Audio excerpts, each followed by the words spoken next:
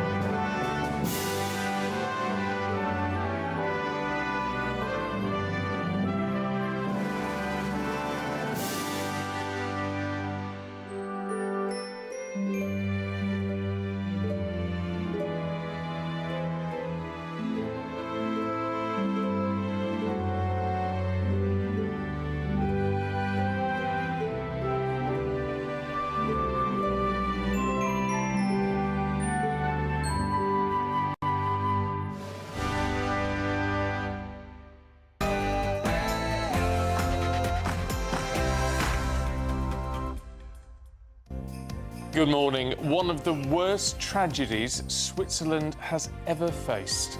Around 40 people have died and 115 are seriously injured following a fire in a bar at a popular Swiss tourist spot. Well, authorities are trying to confirm whether any Brits were amongst the victims, but warn that foreign nationals are likely to have died. As King Charles writes to the Swiss president praising their first responders and emergency services and sharing his deepest sympathies to those who have been impacted. Many across Britain are still struggling with the cost of living. Helping with that is my priority. New figures show Britain's poorest families have grown poorer under Labour, undermining the PM's pledge to raise living standards for all. Can he turn it around this year? 6 people are dead in Iran after police opened fire on protesters defying a regime crackdown. As nationwide unrest escalates, we'll bring you the latest. An Islamist killer is handed £240,000 in taxpayer cash after the Justice Secretary, David Lammy, settles a human rights claim over his prison treatment. It's a win for black cab drivers because, like you say, it's evening up the level of the playing field now. The fares are going to go up. Everybody should pay their fair share of the tax, no? Including the big boys. Black cabbies will tell GB News that they are delighted at a new tax hike for online minicab firms as the Chancellor promises to protect everyday cabbies. And it's a chilly start to 2026. Snow is set to fall across much of England and Wales today as the Met Office issues a yellow weather warning. A very good morning. Luke Littler turned the Ali Pali crowd back his way by powering into the semi-finals of the PDC World Championship last night. In football, Chelsea have parted company with head coach Enzo Maresca just 6 months after he won the Club World Cup. And we'll be looking at last night's fixtures because it looks like advantage Arsenal as Pep Guardiola's Manchester City are held to a stalemate at Sunderland. It's an icy start to the day for some of us, and there are snow warnings in force as well. Do join me later for the full weather details. It's just gone 6 o'clock. I'm Stephen Dixon. And I'm Nana Akua, and this is GB News Breakfast.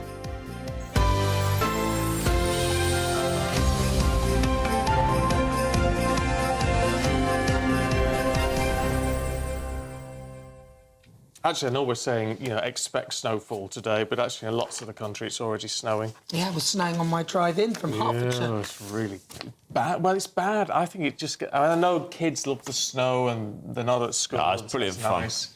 But it's just when you're driving anywhere, it's a pain in the neck, isn't Although it depends what you're driving, doesn't it, really? Well, it does. But He's a lot of people, yeah, he's all right in mine, I know, but it's a lot of people have got, after post-Christmas, post-New Year drives to do in the family car. You've just got to take your time today. It's slush, isn't it? Slush. Well, it's not quite there, though, is it? It's not really settling in the southeast anyway. But when I had my little Citroen C1, I can remember, because the wheels were so thin, I was able to cut through the snow. Oh, yeah. And Really? the bigger cars just like going... And I remember... You're like ice skating. But I wasn't, because my little wheels were so... but your little... That's what I mean. Cutting through like that, it was great. Yeah, well, there you go. Well, just be careful if you're hitting the roads today. Drive slowly.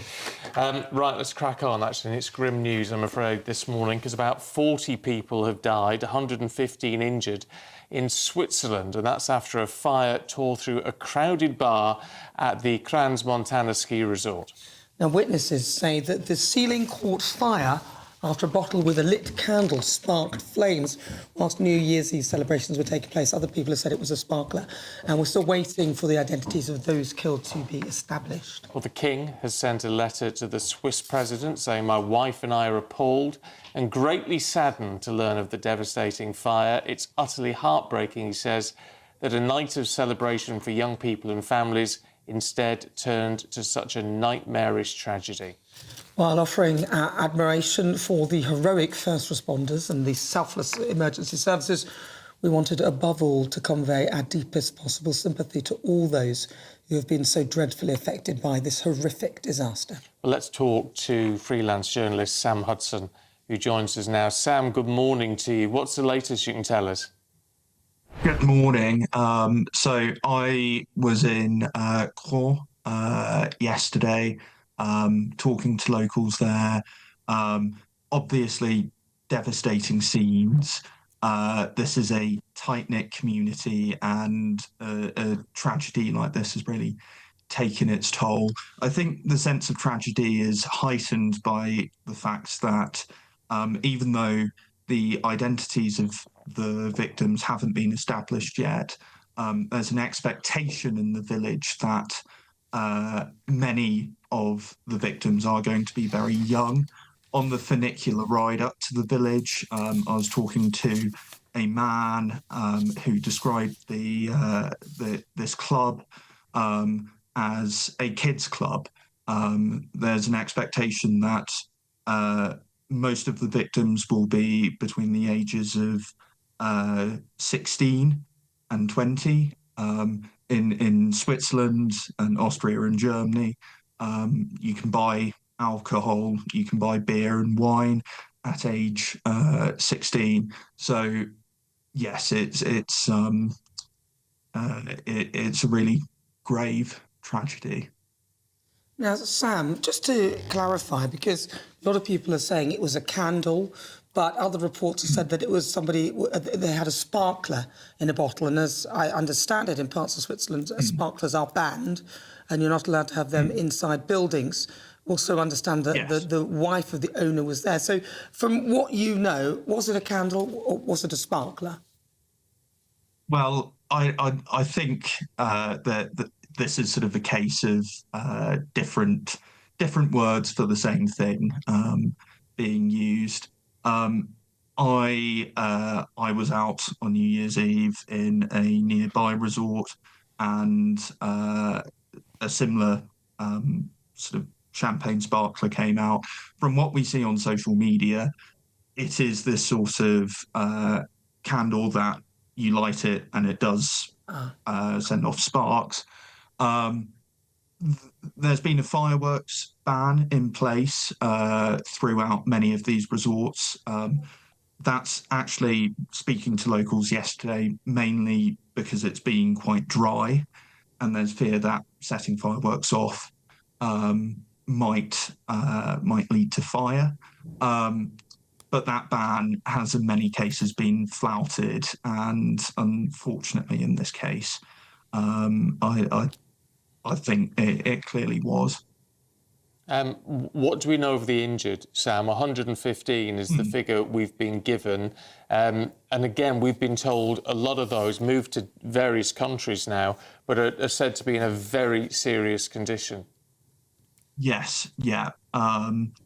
Many of the locals I spoke to yesterday didn't find out about the tragedy until the morning after, but did say sort of around 2-3 in the morning, they heard lots of helicopters and thought, that's a bit strange at this time of night. It turns out almost 10 air ambulances were used to airlift the victims to hospitals across Switzerland. I heard of some victims going to as far afield as Zurich, and also to other countries in Italy and France. It's the scenes.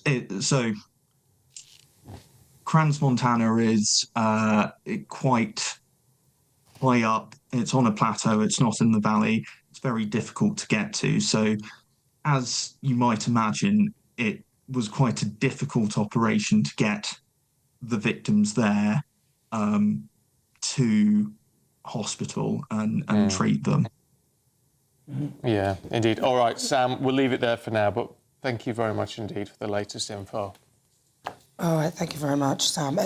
It's really interesting because I know questions are going to be asked now, especially with regard to, apparently the venue had, there was some sort of promotional advert on social media that was posted with that sort of thing, with people, you know, the barmaids with the sparkler type candles on top of bottles, and then again the capacity of that venue as well, because how many people were actually allowed in there. There was only one small entrance, and that was the same door for the exit, plus the ceiling. There's rumours that there was that foam, that flammable foam on there, which created a backdraft when it was lit. So that this is what possibly coming but up. we need to see what the fire investigators say. I mean, they're working on this, but what a tragedy. What absolute tragedy.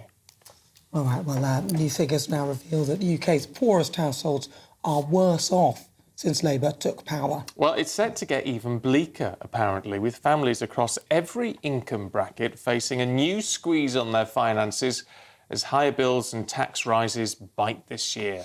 And the data from Retail Economics shows that the UK's most affluent households are faring better under the government. Let's talk to former Conservative advisor Jennifer Powers, who's here. Jennifer, good morning to you. Good morning. I mean, look, in a way it comes as no surprise, but it's the exact opposite of what Keir Starmer said he was going to do. Yeah, well, we've woken up to the opening shots in a political battle over the economy, which I think will dominate the early months of 2026.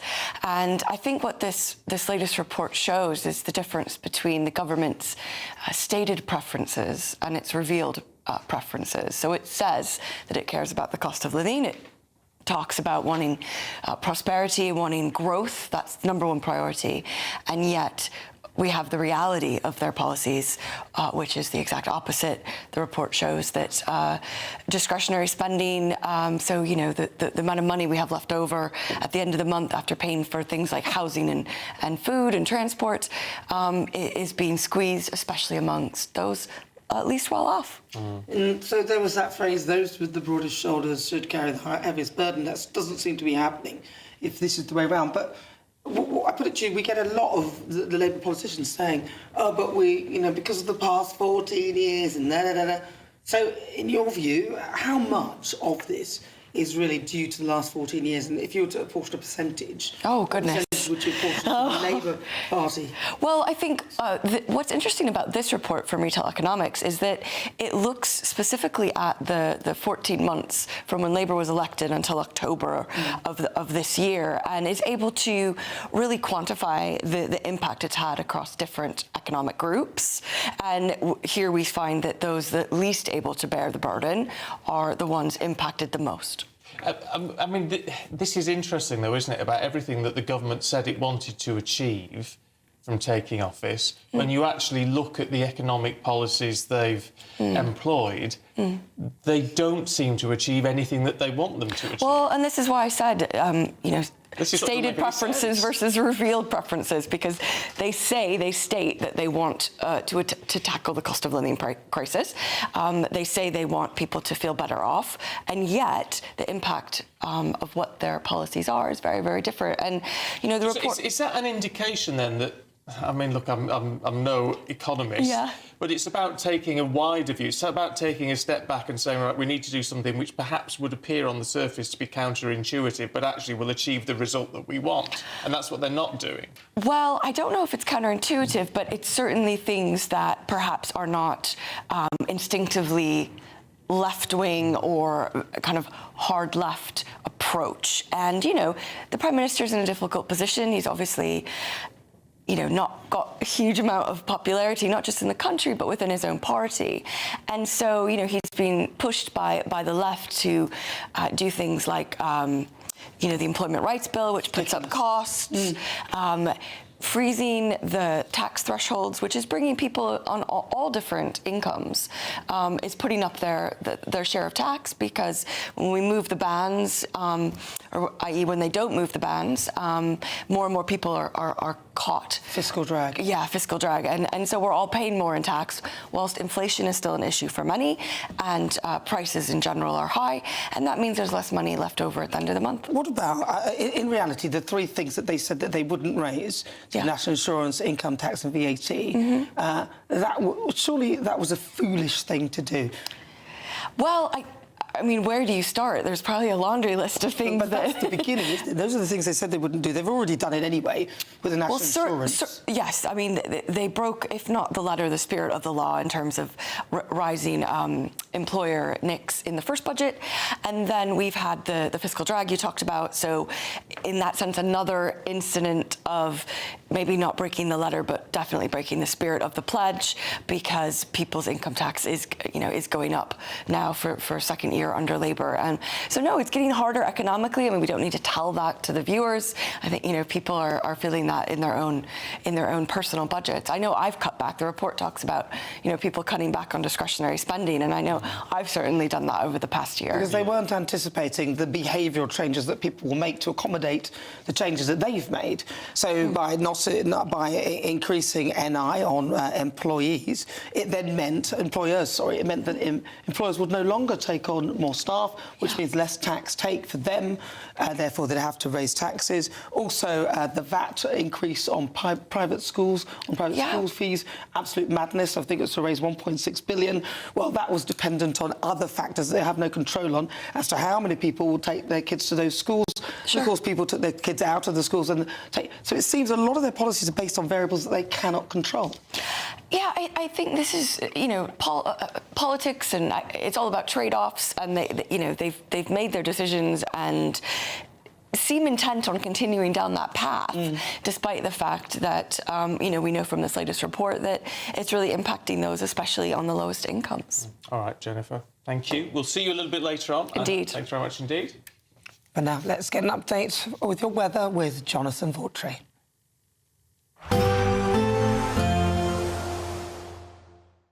Expect warm spells with the odd rude interruption. Boxed Boilers sponsors the weather on GB News. Hello there, and very good morning to you. This is your GB News weather update provided by the Met Office.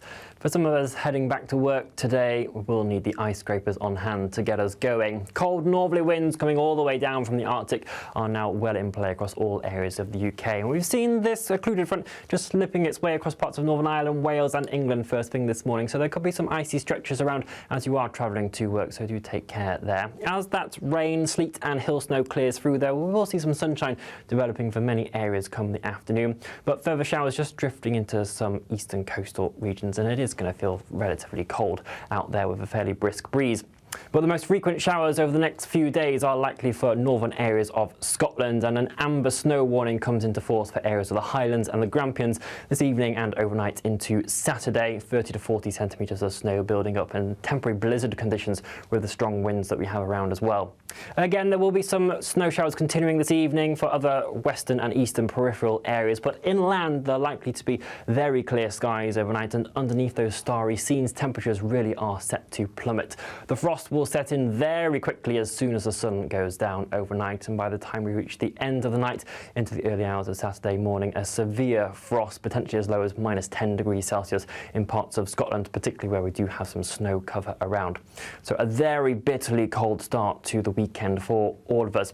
Into tomorrow, we'll likely see a few more of those wintry showers just drift into eastern areas of England, and so there is another snow and ice warning that comes into force here throughout Saturday. But again, if you are inland away from those, there will be a decent amount of sunshine if you want to get outside, but it's still going to be feeling very cold with that brisk breeze in play. Most of us not seeing temperatures higher than much of 2 or 3 degrees Celsius.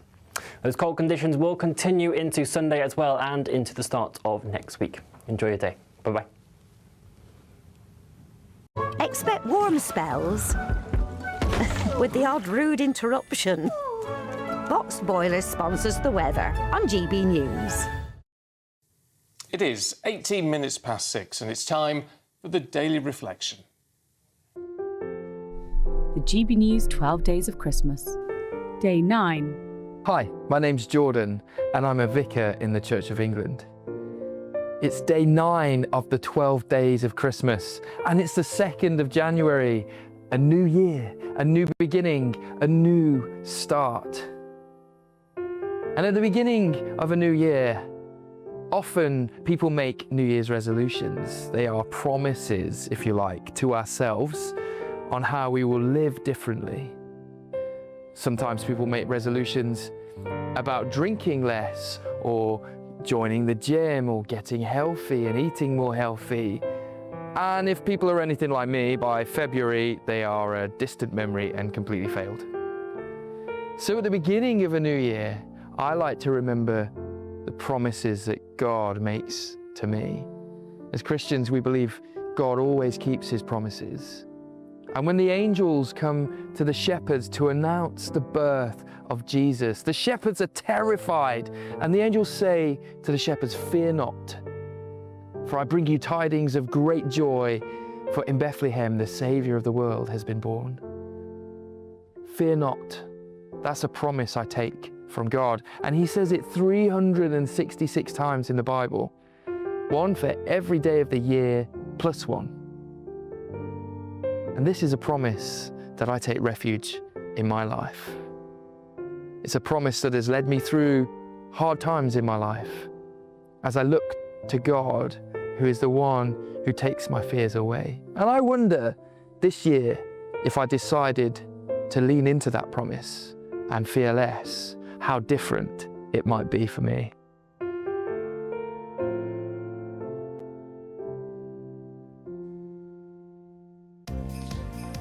Right, still to come, violent protests are escalating in Iran as police open fire on demonstrators outraged by the economic crisis in the country.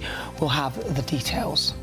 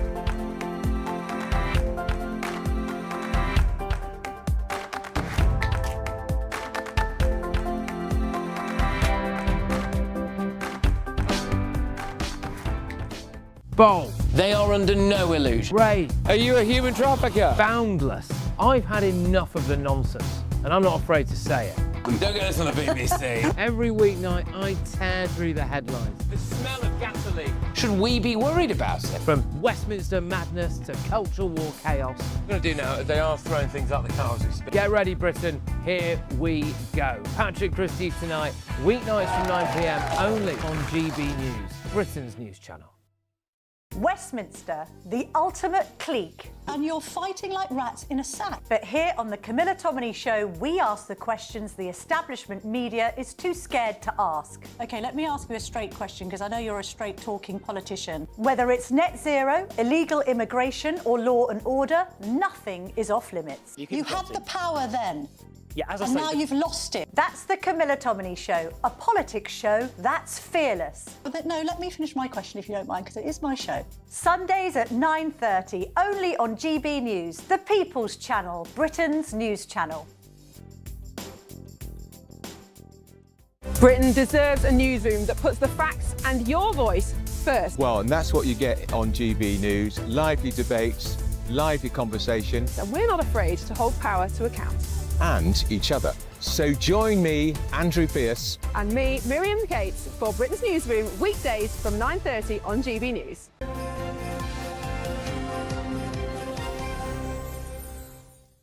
It's 6:24 and at least 6 people have been confirmed dead on the 5th day of unrest, which is spreading across Iran.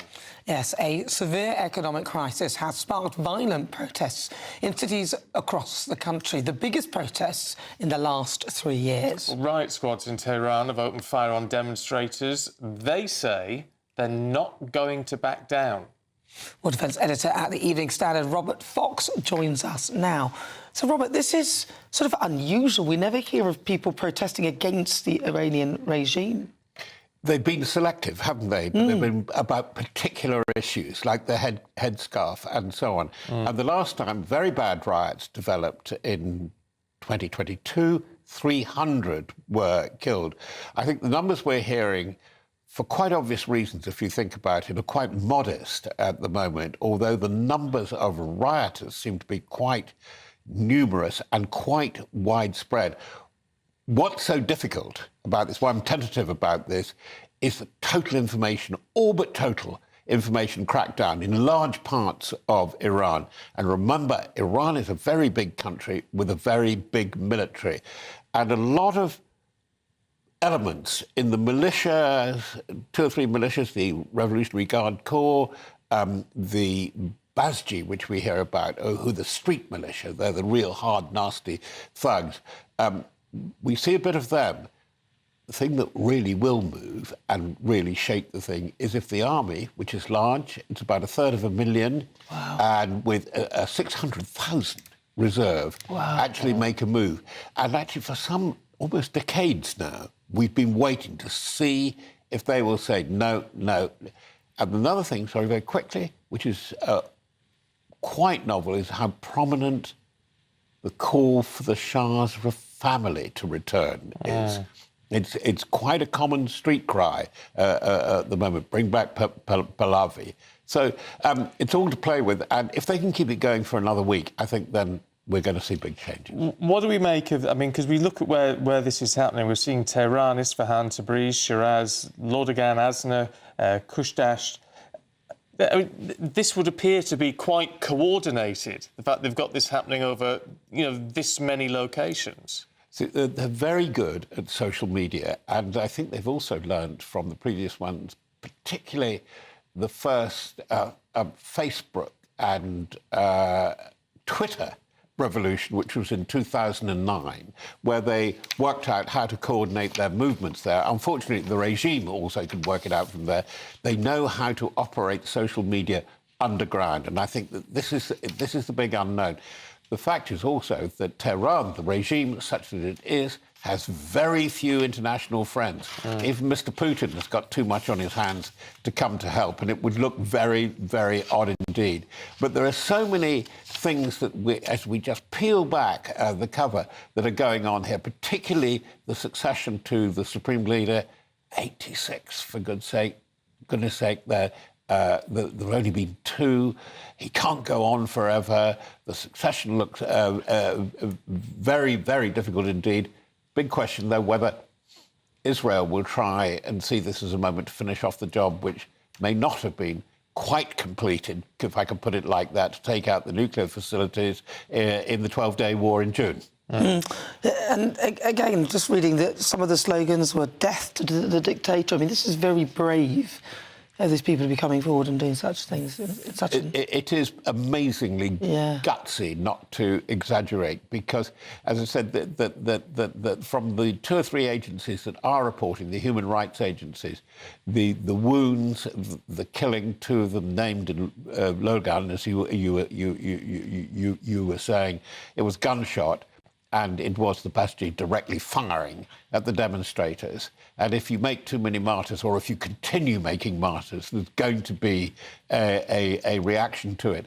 And I would have thought it shows that the regime is on the back foot, because to divert, if they played as they could have done 2 or 3 years ago, we'd have seen some activity with the Houthis. They'd have done something nasty elsewhere, but they've no longer got a client in Hezbollah. It's very, very weakened, particularly in Syria, but also in Lebanon, and they're nobby-no mates at the moment, the regime, because, of course, the Arab powers on the other side of the Gulf, particularly Saudi, UAE, even Qatar, are not in any way disposed to help them out on this one.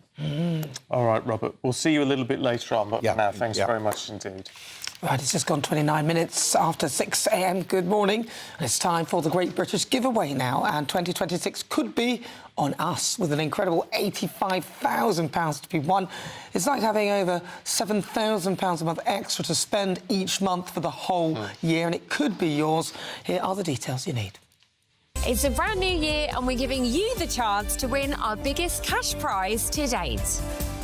£85,000 in tax-free cash to make your new year the best yet.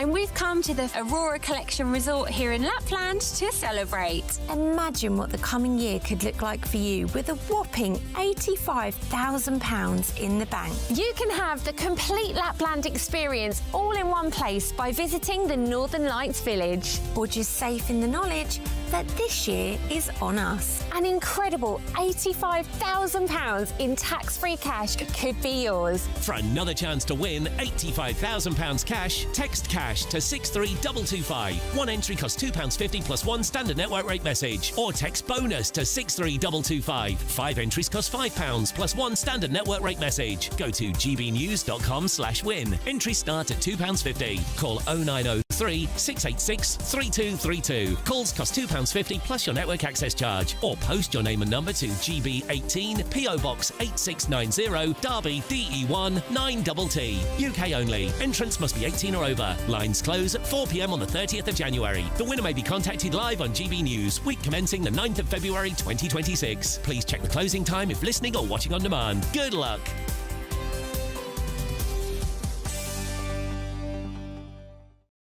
Ah, yes, best of luck to you. Now, if you are having to head out today, here's your traffic and travel update. Good morning, this is the latest AI travel news from gbnews.com. The A93 is closed at the snow gates between Braemar and Spittal of Glenshee due to adverse weather. In Cumbria, the M6 southbound between Junction 44 and Junction 43 has a collision with 2 of 3 lanes closed. It should ease after 7:30 this morning. In Staffordshire, the M6 northbound between Junction 15 and Junction 16 has lane restrictions, with 2 of 3 lanes shut. Delays are expected to continue into late morning. And on the trains, Avanti West Coast has major engineering work between Milton Keynes Central and Northampton or Rugby. And Cross Country has major engineering work in the Cambridge area. For more travel news, go to gbnews.com.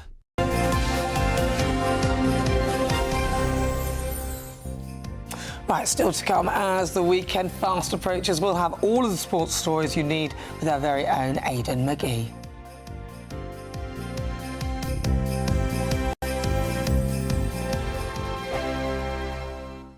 I'm Michelle Dewberry, this is Jubes & Co with you. Hello everyone, Patrick Christie is here. GB News, Britain's news channel. Access the stories that matter to you. Take the GB News family with you on any device. And as long as you have an internet connection, tune in to GB News anywhere on the planet or beyond. GB News, The People's Channel, Britain's news channel. From the school run to the home run, watch a new show for all of Britain. He can say whatever he wants. A straight-talking show where all voices are heard.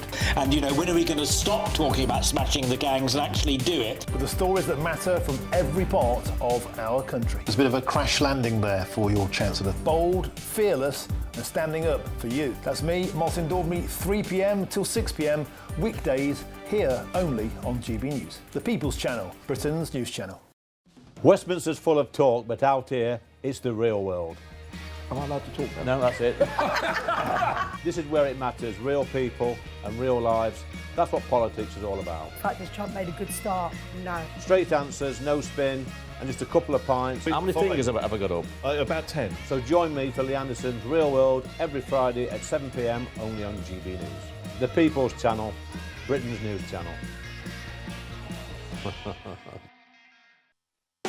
You want to know what's really going on in the corridors of power? Labour don't know what to do with you half the time, and that makes you quite lethal in the chamber. Get behind the headlines with Chopper's Political Podcast. Join me, Christopher Hope, as I sit down with the great and the good of British politics. We'll see where this ruling takes us. These are the stories shaping our nation. Chopper's Political Podcast, available now on all platforms. Listen in and stay ahead.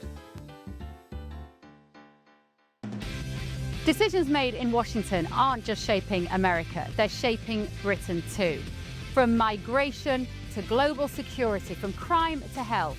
Whatever happens in the White House today will be felt in your town or city tomorrow. That's why The Late Show is live from Washington, D.C. Cutting through the politics to show you what it all means for Britain.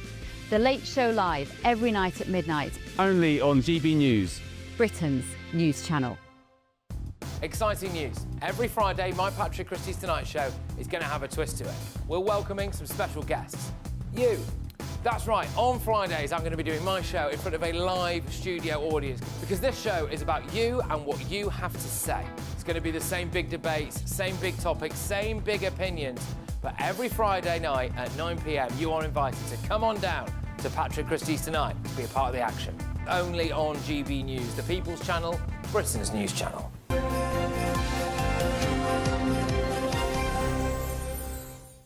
Aidan's here with the sport, 6:35. You know I love a bit of darts, especially when Luke Littler's involved. Super smashing, lovely, great. Oh, I love that, didn't you? I used to love that. Oh, Jim yeah. Bowen, Yeah, I wasn't love that Bowen, bullseye. yeah. The bloke who won the speedboat and he lived in Birmingham. Yeah, that's He was about miles away. He was about 100 miles away from the nearest bit of coast. Doesn't matter. Anyway, Luke Littler was in action last night, booed last Monday, controversially. Less controversial than I think it was made out. You have to understand the darts crowd. They like a bit of the whole panto, you know, the to and fro. When you get new eyes on a sport, no, they apply the same logic to darts as they do to, say, football. Inciting a darts crowd is not the same as inciting a football crowd. A football crowd, if that happens in football, it can have serious consequences. In darts, nothing really happens, really. You might get a bit of beer sort of floating around or something like that, but that's about it. But anyway, look, he was back on stage last night, big game, semi-final against the Polish competitor, Krzysztof Ratajski. He blew him away 5-0. It was absolutely devastating from a player who's going to win this tournament. I'm absolutely certain of that. He's the world number one. He's the top seed. And Phil Taylor said to me years ago, when you're practising... Drop.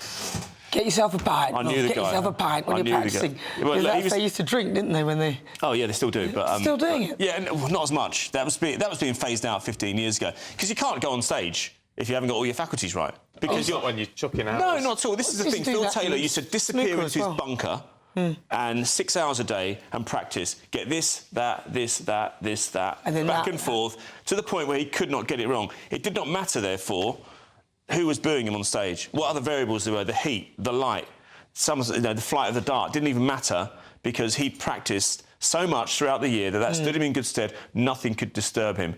I would imagine Luke Littler, as professional as he is, and the stakes are so much higher now as well. I mean, when I used to cover it 20 years ago, the top prize was 100 grand. Then it went to 250. Last year, Luke Littler won 500 grand. This year, if he wins doubled it, haven't they? They've doubled it to $1 million. Yeah, Wow. I mean, look, the guys who went out last night in the quarterfinals, I mean, they walk away with 100 grand. Yeah. So you're going to get people taking it more seriously. I mean, there's some interesting stats. 128 players last year.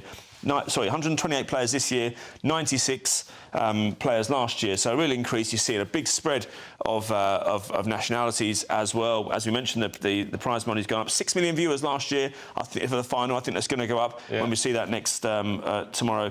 And this is interesting. Bullseye maths. Do you know what bullseye maths is? I presume it's being able to add up quickly on the dartboard. Yeah, You've got that's to be good at part maths, of it, but it's now in primary schools. It's now part of the primary school curriculum, which is magnificent. It's a bit like radio maths, so because when I worked on radio, you have to be able to work out the numbers, the time to bring that in, the time to bring that in, and you'll be amazed at how fast your brain can work to work out the different timings of that, how long that song is, how much time you've got left, and you can do it. But it's interesting that it's in schools, I think, because darts are hugely progressive. They made massive strides in recent years. The JDC is a great thing. Do anyone know what the JDC is? No. The Junior Darts Corporation. So you've got the PDC, and this is a way of training young players, young kids who want to become darts. In the old days, you had to wait for them to enter a pub before they even threw a dart. And they thought, well, that's not a good way for developing players. We want to get them young. That's what football does. That's what rugby does in cricket. So let's form the JDC. Not a drop of alcohol in sight. They can go in there and practice. And Luke Littler's just a start. You're going to see more young players coming through. It's going to get more competitive. But yeah, look, he was in action last night. Luke Humphreys, cool hand Luke, the other Luke as we call him, he lost. He was thrashed last night by Jan van Veen, 5-1. We've got the semi-finals tonight. Luke Littler is in action at 7:45, and against Ryan Searle, who's got a sight impediment. He's got a condition called autosomal dominant optic atrophy. Which is, I don't know what that is, but it affects his eyesight, apparently. He's a heavy metal darts player, and he's going to be in action tonight. Maybe he gets some tunnel vision and helps him. Possibly, it's helping him. All right, new year, new manager for Chelsea. Well, he's lasted 18 months this time. Yeah, look, it wasn't a huge surprise. I messaged a few people yesterday. They said it was on the cards. Look, when a manager starts criticising his owner publicly in any walk of life, it's pretty much the end, isn't it? It's taken 2 weeks for that to happen. The results haven't been good. 1 win in the last 7 matches, I believe. He wanted experience in his squad. You can't. There's a reason Alan Hansen once said you can't win trophies with kids, because most of the time that's what happens. You don't win trophies with kids. They've got too many young players there. He wanted experience, didn't get what he wanted. You're on a collision course with your owners. There was only one outcome. The thing is, when you sack a manager and you bring a new one in, you time it to the fixtures. When you've got some easy fixtures coming up so the new guy gets an easy run. Chelsea got Man City on Sunday. I don't think so. I think something must have happened. Something must have blown up. Who's the likely winner in that match, do you think? Got to be Man City. Although City lost ground yesterday at Sunderland, so they're 4 points behind Arsenal now. We're getting a decent title race. They were beaten by Sunderland. No, they drew. They lost ground, but they drew at Sunderland, but they were expected to win. So they drew 0-0. They've lost a couple of points there on Arsenal. I can remember when I went to university in Sunderland, we used to call it Joker Park because they never won anything. Yeah, I know. Yeah, no, I won't say what I don't say what Newcastle fans called the new stadium, the Stadium of Light, but it rhymes with light. All right. It's not 7 o'clock yet. All right, Aidan, we'll see you later. Still to come for you, though. Don't go anywhere, because we've got the papers. Claire Pearsall and Nigel Nelson. There they are. Good morning. Yeah, good morning to you. But first, if you are in search of some holiday sun, here's the forecast. Ready to soak up that holiday sunshine? Won't we need some cover? No worries. All sorted. All Clear Travel Insurance sponsors GB News Travel Destinations Forecast. Oh no, not quite as cold as the UK. It is still rather unsettled at the moment across the Mediterranean. Storm Francis is bringing rather wet and windy conditions to the Canary Isles, Madeira and even mainland areas of Iberia. Further towards the east, we have further heavy rain and mountain snow that's going to be building across the Balkan region as we head into Saturday as well. These generally unsettled conditions are quite likely to continue as we head throughout the weekend and into next week. All Clear Travel Insurance sponsors GB News Travel Destinations Forecast. At GB News, we love to hear from you, our loyal community. So drop us a line at gbnews.com/yoursay. There you can talk to each other and also to the presenters live on air.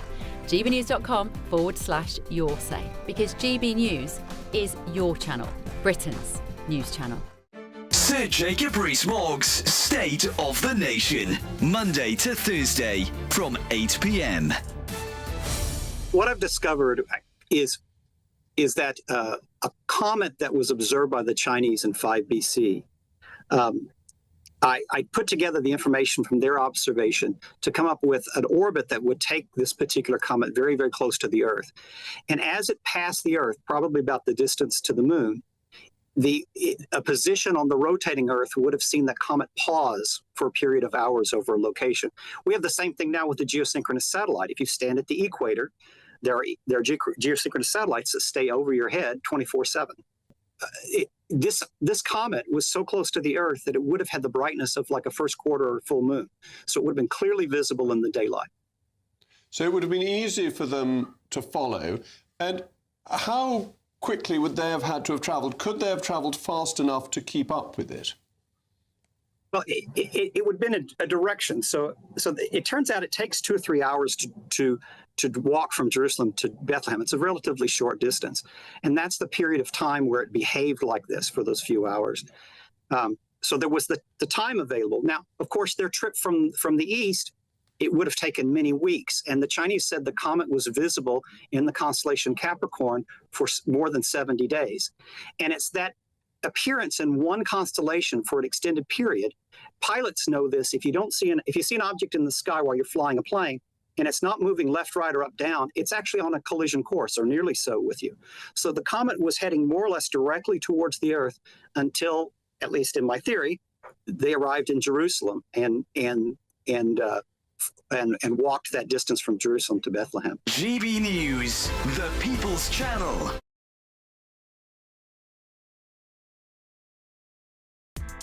Join me, Nana Akua, for an informative, interactive news programme with a difference. It's fun. No, he didn't say that, Dave. I'm so surprised. I think there's an element of truth to that. Join me from 3 p.m. every weekend, only on GB News, Britain's news channel. In the GB Newsroom, we bring you the news as it happens. With our team of dedicated journalists across the UK, we're ready to keep you up to date with what's happening every half an hour, every single day. Bulletins here on GB News, the People's Channel, Britain's news channel.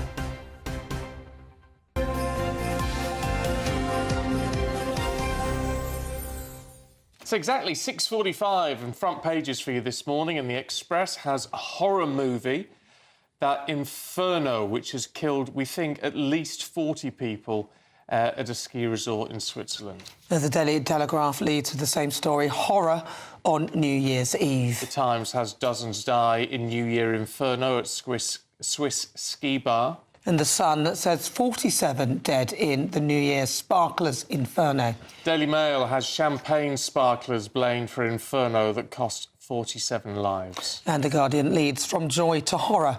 In seconds, at least 40 killed by fire in Swiss bar. Similar for the Eye this morning, at least 40 dead, 115 injured after a fire hits a Swiss ski resort. Well, joining us now to go through what's making the news is former Conservative Special Advisor Claire Pearsall and GB News' senior political commentator Nigel Nelson. Morning, you two. Morning. Morning. Should we start, Claire, with the FT, actually, this morning, looking at small boat arrivals? I think we're with the second highest, 2025, the second highest on record. That's right, with a total of 41,472, sort of barring any last-minute changes. But the good news is that there were none in the last week of 2025. So, you know, let's all breathe a sigh of relief. It's the weather, isn't it? Of course it is. And this is always the problem when the government starts saying that their policies are having an impact. What they fail to remember is normally it's to do with the weather. Well, they that do know that, but they'd rather just pretend. Well, I don't think that they can really pull the wool over people's eyes when all you have to do is look out of the window, especially if you live in the southeast and you look out and you just go, you're not going to cross in this weather. But what is the government going to do about it? They thought they had a deterrent plan with the one-in, one-out scheme, this much lauded... Even Nigel's laughing. I'm laughing at the sarcasm coming from that end, basically. Well, I need to start the year off well. It's only just started. Only about 200 people have been sent back. 193, and how many have we taken in? OK, sorry, I missed 7 out. And the point about that is, if it increases and gears up to scale, it could actually be a deterrent. And the other important... But why did you not... Why? Why are you not saying... If we've what? We've put 193 out and taken 195 in on the scheme. So Yes. we're currently We're two plus up. 2. Yeah, I'm not quite sure about the discrepancy there. One of the important things about it is that you're effectively choosing people to come here. In other words, giving them asylum abroad. It paves the way then for being able to process offshore. At the moment, as the rules stand, you can't claim asylum until you're actually on British soil or at a British border.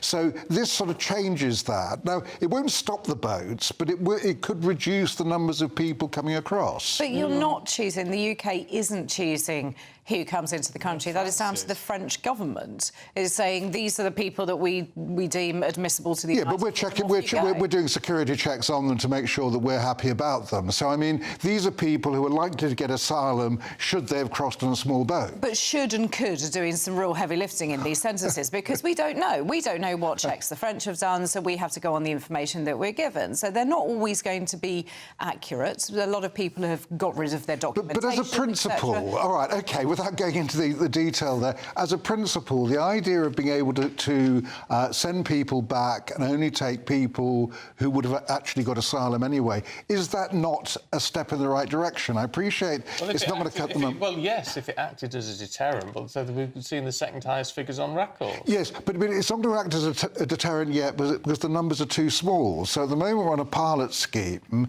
If it turns out that this works and they can extend it, then it becomes a deterrent. Well, wouldn't that have been the same justification for Rwanda, which many on the left said, oh, it's only a small number of people. Well, that's because it's a pilot scheme. It's the beginning, you start small.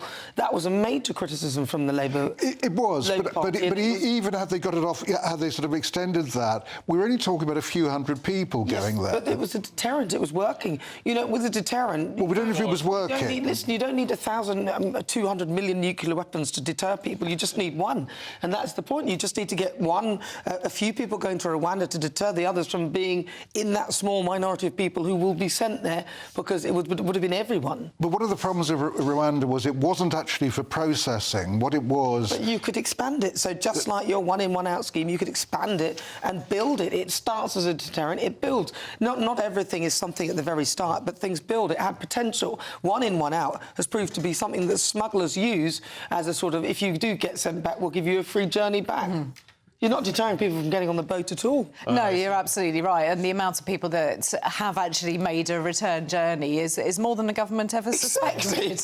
All right, let's move on to something else, Nigel, which is in the Daily Mail this morning. They're talking about a Labour civil war over special educational needs and disability reform. Yeah, I mean, this is a real problem one. I mean, the idea is that at the moment that the whole SEND system is overwhelmed, and so the argument is if you take away some of the minor or the more minor issues, you can concentrate on the more important ones. If a child is blind or something like that, an awful lot of backbenchers are against this because they're worried that kids won't be able to access their education, health and care plans they get at the moment. And a prominent opponent from the Labour side is Helen Hayes, who is the chair of the Commons Education Committee.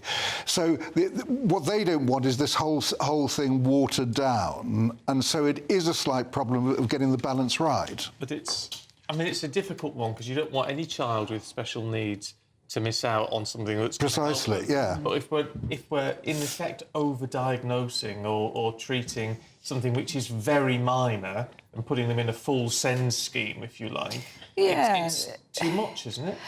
And I think this is the balance that needs to be struck. You have those with some quite profound special educational needs who do require specialist education settings. But then there are another group of individuals who probably just need a little bit of extra support in schools. And I think that's where schools need to look at what it has in place to help those kids who don't need a specialist setting, but perhaps need a little bit more advanced teaching in some areas, and some kids do, and then they will catch up. But I think that we are probably doing this a little bit I was too going to say much. part of the problem would be the way the council are spending some of that money. So by giving free taxis here, there and everywhere, they spend millions on just taxing and ferrying kids from one school to another. I think a lot of the budget is... But that's all to do with send. If you can't find a place for a child locally, you've got to get them to a school elsewhere. But they do it very badly. I know somebody who's got 2 children who both have special educational needs going to the same school, and they were sending individual taxis until eventually I stepped in and said, this is ridiculous. Yeah. It is ridiculous, yes, that is ridiculous, yeah. So that's what I'm saying, misspending. Just before we run out of time, Claire, in the Daily Star, it looks like Heineken is reaching places in our wallets that no other beers are reaching. I mean, it's always the start of a new year, and we look at the price of a pint. Most people are doing dry January, so we start looking at how much this is going to cost. And apparently it's going up by about 2.7%. So drinkers could be facing a £6.20 cost for a pint, which is 16p more at the moment. I mean, it's not clear where those costs are being incurred. I suspect there is an awful lot with green levies on producers of beers and wines and things like that. Though, isn't it? It is, but it is always one of those things. But it's one of those things that we all look at. Is, you know, what is the price of a pint of milk? What is the price of a pint? Things like that people can quantify how better off they feel or not. Tell you what strikes me with this. I mean, this is Heineken, which owns Moretti, Amstel, John Smith's, Inch's Cider. All this sort of... So, I mean, it's affecting a massive amount of ranges. Exactly, and also the 0% lagers that they produce as well will also be affected. So all of those that have chosen not to go for a fully leaded pint are still going to have those costs attached to them. Yeah. Oh, Nigel. Well, I mean, the trouble is that pubs are facing so many problems at the moment, what with the increase in business rates and extra staff costs, and all this will do is drive people away from it. Yeah. All right, you two. Thank you very much indeed. We'll see you a little bit later on. Time for a look at the weather.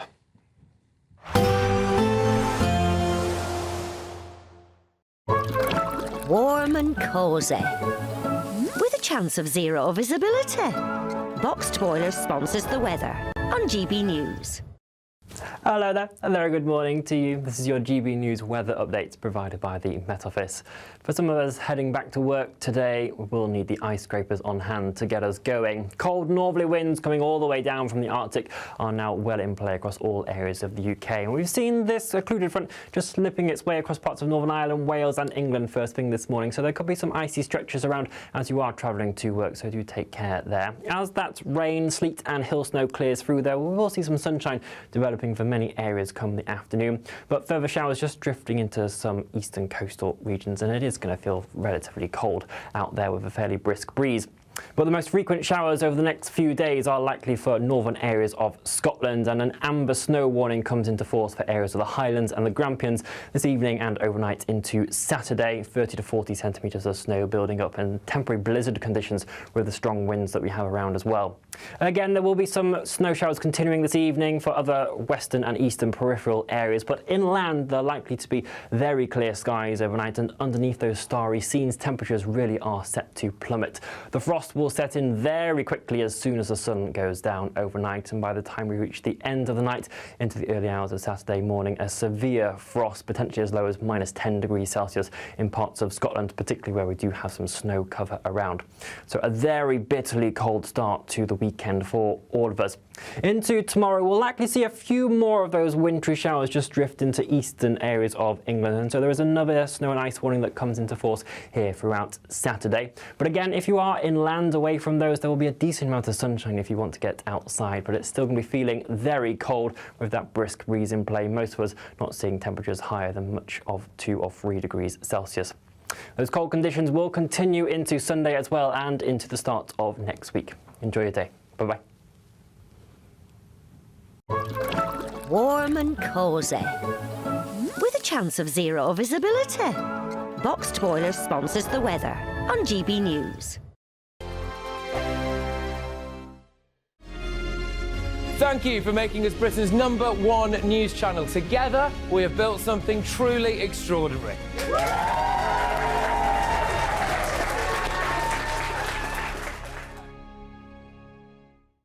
Good morning. This is the latest AI travel news from gbnews.com. In Cumbria, the M6 southbound has a crash between junction 44 and junction 43, with 2 of 3 lanes closed.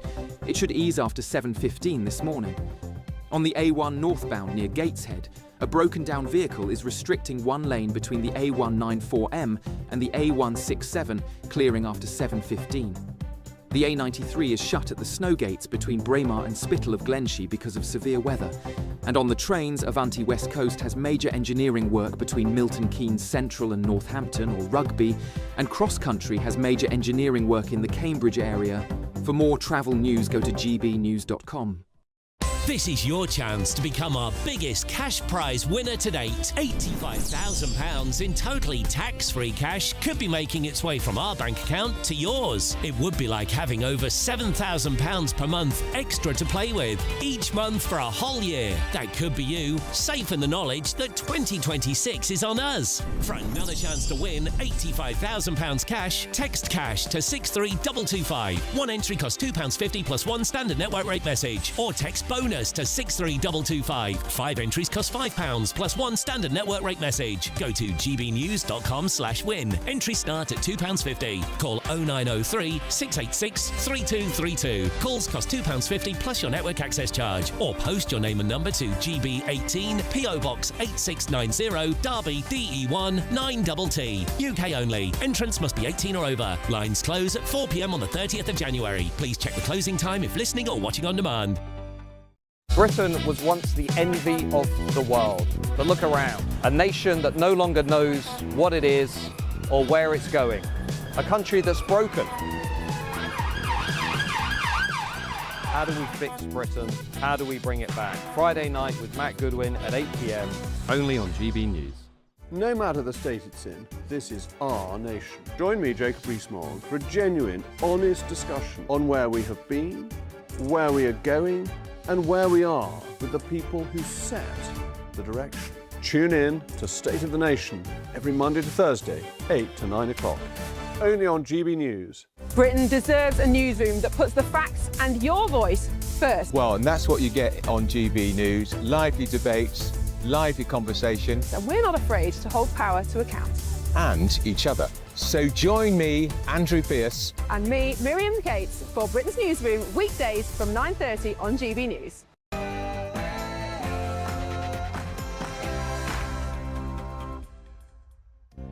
Good morning. One of the worst tragedies Switzerland has ever faced. Around 40 people have died and 115 are seriously injured following a fire in a bar at a popular Swiss tourist spot. Authorities are trying to confirm whether any Brits are amongst the victims, but they are warning that foreign nationals are likely to have died. As King Charles writes to the Swiss president, praising their first responders and emergency services and sharing his deepest sympathies to those who have been impacted. Gathered in Crons, Montana, as a vigil was held, candles lit. Yes. Locals there remain waiting information about their loved ones. Many across Britain are still struggling with the cost of living. Helping with that is my priority. New figures show Britain's poorest families are growing poorer under Labour, undermining the PM's pledge to raise living standards for all. Can he turn it around this year? 6 people are dead in Iran after police opened fire on protesters defying a regime crackdown. As nationwide unrest escalates, we will bring you the latest. To win for black cab drivers, because like you say, it's evening up the level of the playing field now. The fares are going to go up. Everybody should pay their fair share of the tax, no? Including the big boys. Black cab drivers tell GB News they're delighted at a new tax hike for online minicab firms as the Chancellor promises to protect everyday cabbies. And it's going to be a chilly start to 2026 as snow is set to fall across much of England and Wales as the Met Office issues a yellow weather warning. It's a big year for Scotland this year. They're bracing themselves for Holyrood elections in 4 months, the Commonwealth Games later on, and their first World Cup appearance since 1998. We'll be finding out how Scots are feeling ahead of what is going to be a bumper year. Luke Littler turned the Ali Pali crowd back his way by powering into the semi-finals of the PDC World Championship. In football, Chelsea have parted company with head coach Enzo Maresca just 6 months after he won the Club World Cup. And we'll be looking at last night's fixtures, and it looks like Arsenal have the advantage as Pep Guardiola's Manchester City are held to a draw at Sunderland. It's an icy start to the day for some of us, and there are snow warnings in force as well. Do join me later for the full weather details. It's just gone 7 o'clock. I'm Stephen Dixon. I'm Nana Akua, and this is GB News Breakfast.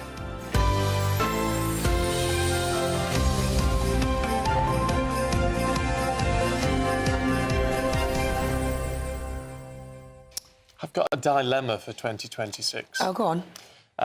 Been invited to a Nigerian wedding, and we've been offered the opportunity to wear the family cloth, which means doing the full Nigerian outfit. That's nice. Well, it is nice. It's a lovely gesture, actually, but I don't know whether it's right to do it. Well, what? Because you'll be culturally appropriating Nigeria. Yeah. But you do get, don't you get people criticising you? Who cares about them? What you like. You might need to tan up a little bit because it might wash you out a bit, the white. It's not white, actually. Oh, it's not? No, he's not going to wear white. It's royal blue or pink. Oh, right. Are the colours, apparently. But it's like wearing the whole... Oh, I love all that. Well, yeah, but I've never done it, and I just don't know if I'm going to be... Will other people at the wedding say, oh, you shouldn't be wearing that? Well, it depends You're how... not Nigerian. I don't know. Nah, no one's going to say that. And also, in the wedding, don't you have to throw money at the people? Oh, I think you meant to, No, so if you're part of the family, which is where everyone in those outfits has to... Sorry, T-Word, won't be doing that. No, I love all that. I like getting dressed up in different outfits. I'm a bit like Mr. Ben. Do you remember Mr. Ben? Yeah. I go into my wardrobe and I come out as a completely different character, different wig, different everything. I love that. Yeah. I wasn't keen on Mr. Ben just because it replaced Postman Pat in the schedule. Didn't? Oh, did he? Yeah, just in the schedule, just from about between January and March. It was Oh, Mr. no, Ben. I used to like... I was a Postman Pat man. That. Postman Pat as well. I love that too. Because you're so young. Well, I was used to delivering. Have any thoughts on watching my wedding? Let me know. Not my wedding. The wedding I'm going to. Let me know. Well, I think it would look very nice. I think you should, and I'd probably go for the blue. Yeah. Go for the blue. Anyway, look, our main news this morning, and it is a grim one, and I fear, actually, it's only going to get worse as the day progresses. We know that about 40 people have died, and that we think around 115 injured, some very, very seriously, as a fire tore through a crowded bar in Switzerland. It was at the Crans-Montana ski resort. Now, witnesses say the ceiling caught fire after a bottle with a lit candle sparked the flames, and a lot of the press is reporting that it was one of those sort of sparkler-type candles. Whilst this New Year's Eve celebration was taking place, and we are actually still waiting for the identities of those killed to be established. The King has sent a letter to the Swiss president saying, my wife and I are appalled and greatly saddened to learn of the devastating fire. It's utterly heartbreaking that a night of celebration for young people turned to nightmarish tragedy.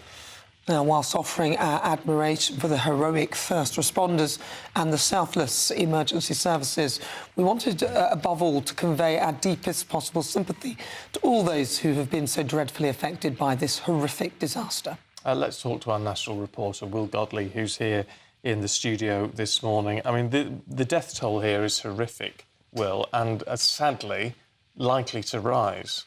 Well, yeah, the Swiss authorities yesterday evening saying it stands at around 40. They're not wanting to put an exact number on the death toll yet, as they're still establishing who has died, the identities of who has died, and that's proving to be a real challenge for them due to the nature of the burns. And so authorities, sadly, having to rely on dental records and DNA records to try and work out who these victims are, and then get in touch with their families. Many families still in the area waiting information about the fate of their loved ones. Last night, of course, hundreds gathered in Crans-Montana for this vigil where flowers were being laid, candles lit, and it was a highly emotional atmosphere there, as many people still awaiting the fate of their loved ones. 115 people we know injured, most of them severely injured, many with horrific burns who have been taken to specialist hospitals throughout Switzerland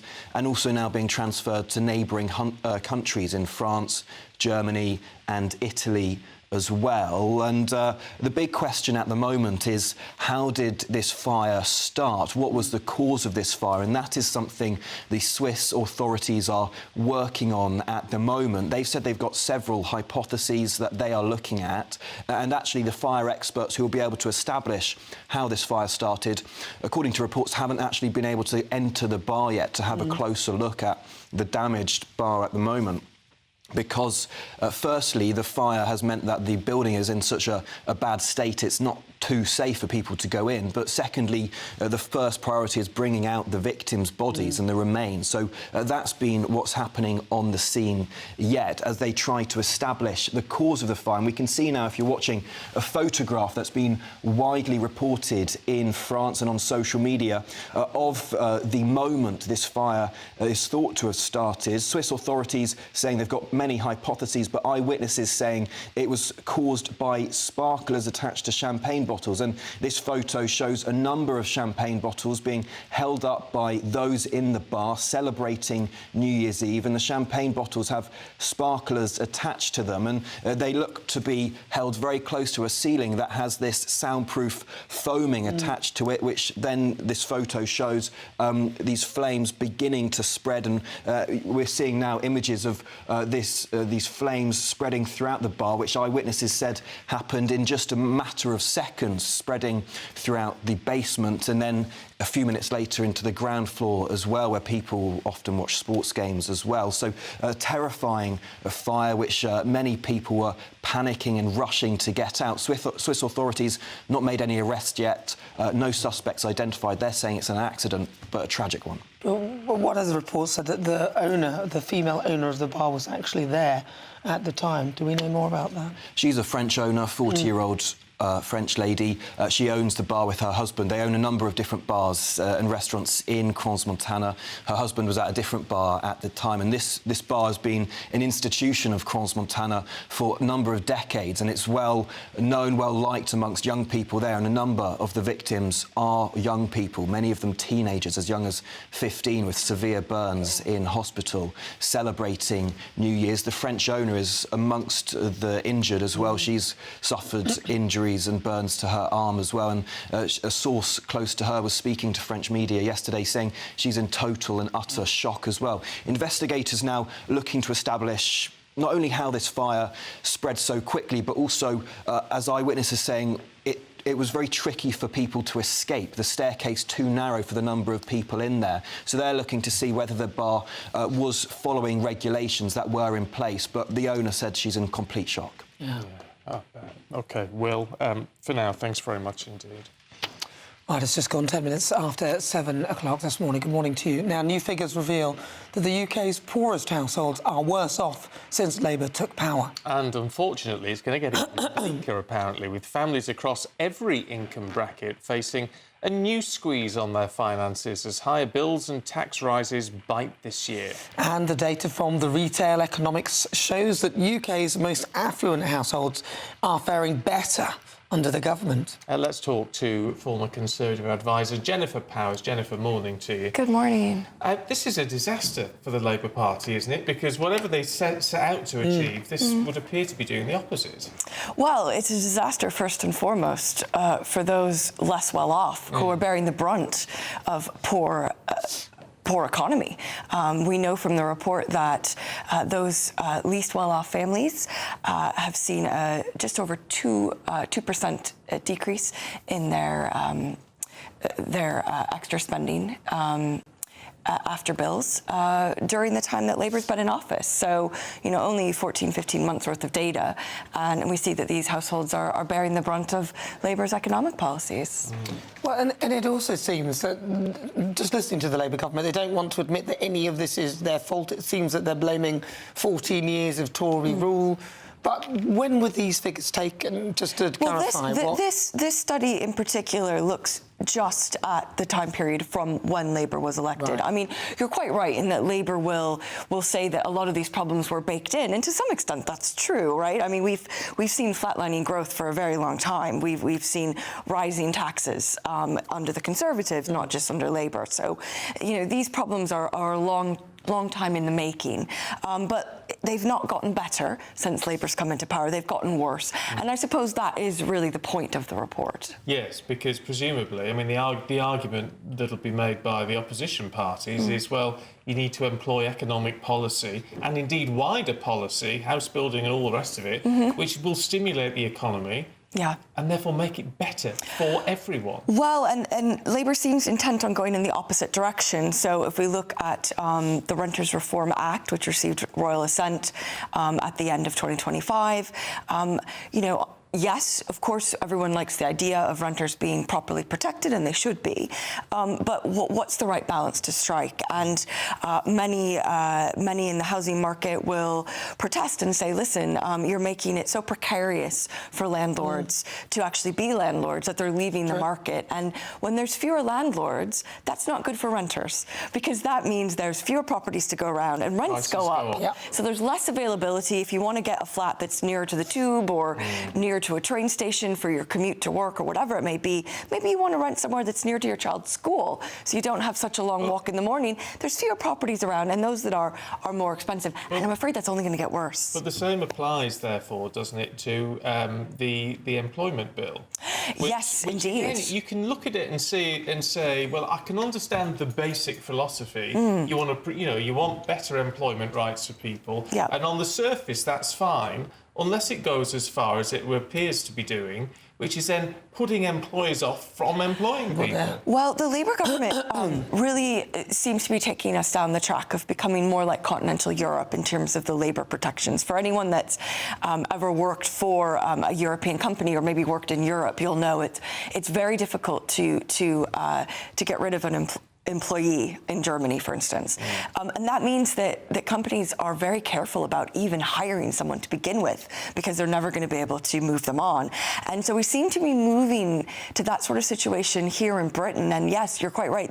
It's now the Employment Rights Act, and that's going to come into, it's a very, very long and complicated bill. It has many different elements, and it's coming in over a 2-year period, which will give employers hopefully some time to get up to speed with all of the changes. But yeah, in a nutshell, it makes it much more costly for employers to take people on, and a lot of those costs start right away. So, for instance, statutory sick pay comes in from day one of employment. You can get your statutory sick pay on your first day of illness instead of waiting until day 4. So those costs are going to hit companies as well. So if you're already employed, you may think, oh well, that doesn't affect me. I already have a job. Well, the cost of employment is going up. So what money is there going to be for pay rises for everyone on the payroll? Perhaps not as much money, because more is going into those extra benefits, parental pay earlier on, the sickness pay, and so on. So, yeah, it's going to create a real downward pressure on employment. Just before I let you go, can I ask about the elections? Because it's quite interesting. We haven't got clarification yet, have we, as to how many councils may or may not be postponing their elections this year.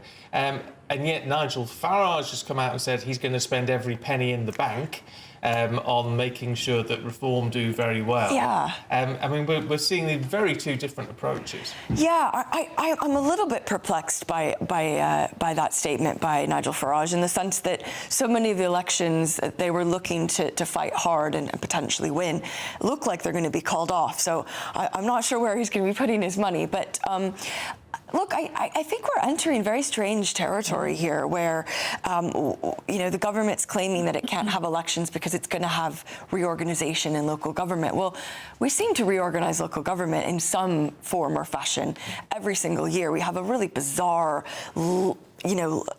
very confusing, asymmetric patchwork of councils. You've got districts, you've got unitaries, you've got county councils, you've got mayors. So the idea that you can't continue with that reorganization whilst also holding elections.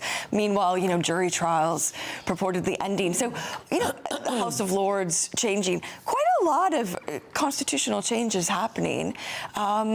which, you know, make a little bit perhaps wary of what the government's up to, because a lot of these are done for their own political self-interest. And it's not even, you know, even the government, it's not even them, it's the Conservatives who may even jump onto that bandwagon as well, cancelling elections too, which is... Yeah, we got to wait, as Stephen said, wait to see. It's an unclear picture, but really strange that we're even having the conversation about which local elections are going to be cancelled. I mean, it's just such a surprising place to be. Yeah, it's very odd, isn't it? All right, Jennifer, thank you very much indeed. It's interesting. I can't think who it was talking to from the Conservatives from the shadow front bench the other day, but they're saying, you know, we absolutely don't think this should be happening. We will be telling our council leaders that they should not be if they're Conservative leaders, that they should not be postponing these elections. But ultimately, it's their decision. I find that it's ridiculous, isn't it? It's you need to put your foot down, don't you? It's really saying it's just do it, but we just won't have responsibility for it.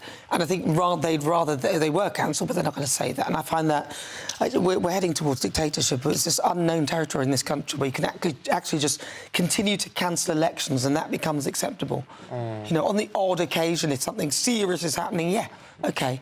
But not we're reorganising. On the trot. We're too busy, so we've got to do this, and we're going to... not buying it.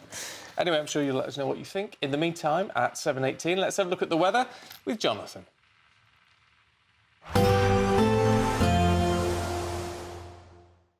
Expect warm spells with the odd rude interruption. Boxed Boilers sponsors the weather on GB News. Hello there, and very good morning to you. This is your GB News weather update provided by the Met Office. For some of us heading back to work today, we'll need the ice scrapers on hand to get us going. Cold northerly winds coming all the way down from the Arctic are now well in play across all areas of the UK. And we've seen this occluded front just slipping its way across parts of Northern Ireland, Wales and England first thing this morning. So there could be some icy stretches around as you are travelling to work, so do take care there. As that rain, sleet and hill snow clears through there, we will see some sunshine developing for many areas come the afternoon, but further showers just drifting into some eastern coastal regions, and it is going to feel relatively cold out there with a fairly brisk breeze. But the most frequent showers over the next few days are likely for northern areas of Scotland, and an amber snow warning comes into force for areas of the Highlands and the Grampians this evening and overnight into Saturday. 30 to 40 centimetres of snow building up and temporary blizzard conditions with the strong winds that we have around as well. Again, there will be some snow showers continuing this evening for other western and eastern peripheral areas, but inland they're likely to be very clear skies overnight, and underneath those starry scenes temperatures really are set to plummet. The frost will set in very quickly as soon as the sun goes down overnight, and by the time we reach the end of the night into the early hours of Saturday morning, a severe frost, potentially as low as -10 degrees Celsius in parts of Scotland, particularly where we do have some snow cover around. So a very bitterly cold start to the weekend for all of us. Into tomorrow, we'll likely see a few more of those wintry showers just drift into eastern areas of England, and so there is another snow and ice warning that comes into force here throughout Saturday. But again, if you are inland away from those, there will be a decent amount of sunshine if you want to get outside, but it's still going to be feeling very cold with that brisk breeze in play. Most of us not seeing temperatures higher than much of 2 or 3 degrees Celsius. Those cold conditions will continue into Sunday as well and into the start of next week. Enjoy your day. Bye-bye. Expect warm spells with the odd rude interruption. Boxed Boilers sponsors the weather on GB News. Right, still to come, violent protests are escalating in Iran as police open fire on demonstrators outraged by the economic crisis in the country. We will have those details. This is GB News with Stephen and Nana.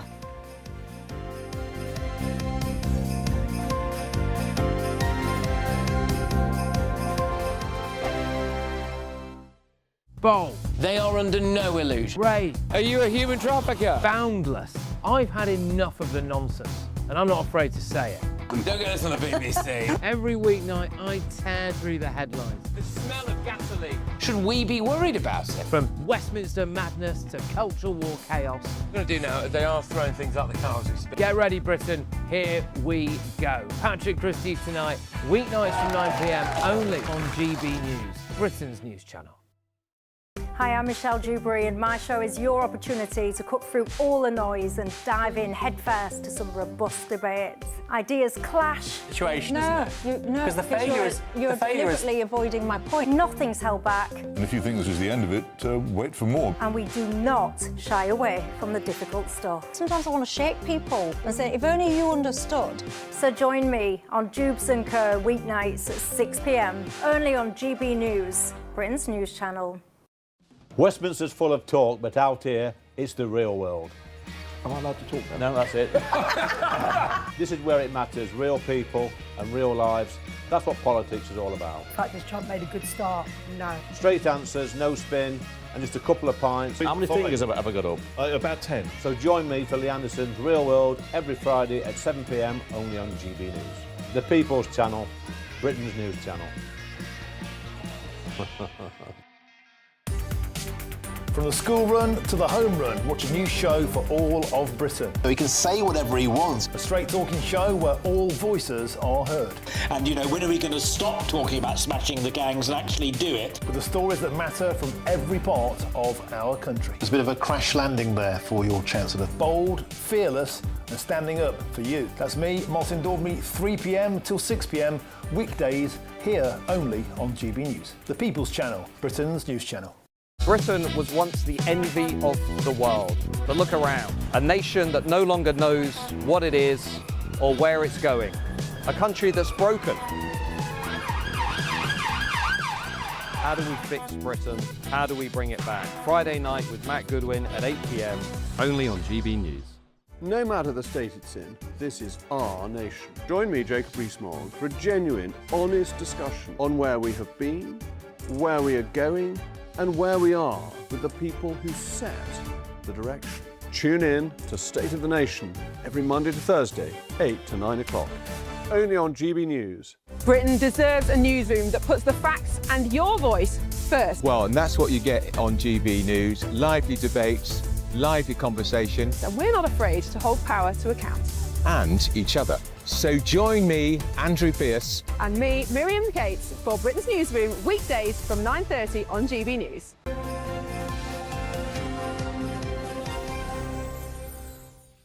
There's lots of international news to get across at 7:24. So we've brought the one person who we know can just talk us through everything and make it understandable. That's Defence Editor at the Evening Standard, Robert Fox. We've got a situation in Iran.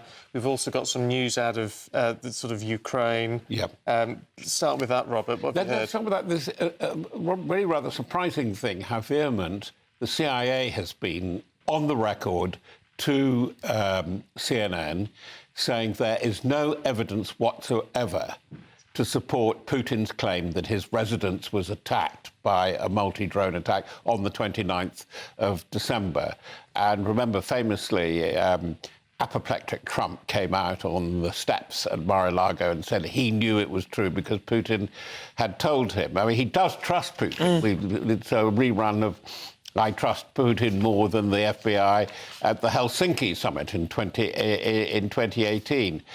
But by the claim that the residence was attacked, as I wrote in my piece in The Independent on New Year's Eve, it succeeded in what it had to do. And you can see what Putin is doing is to try and tear away the trust between Trump and particularly EU, Europe. All that's to play. Sorry to say that, of course, Putin is absolutely set on a warpath still. He still thinks he can win by war. Now depends what Europe can do to defend Ukraine and keep them in the game. I suspect part of his aim is to possibly break up this whole coalition, this NATO and EU. The coalition of the willing. The coalition of the willing. I mean, that's just nonsense. I absolutely hate it every time I write it. No, you're absolutely right. And that's what's going on. And there are fractures and things, but the hard guys are getting very hard, particularly the Scandinavians and the Finns, and now the Germans too. And I think that must worry Putin, because the casualty figures for 2025 have been the biggest so far for any year in the near 4 years of war. 22nd of Feb, 22nd, 24th, we come to 4 years of this. And that's longer than soon will be as long as Russia was in its terrible war 41 to 45. You see, what's interesting is how all this stuff interconnects with each other, because we've also got this situation in Iran. I mean, sort of not disconnected. Absolutely, well, absolutely, yeah. Which is something Putin isn't able to help out at because he's got his hands tied with everything else at the moment. But I mean, obviously, this level of protest in Iran, people being brave enough to stand up against the leadership.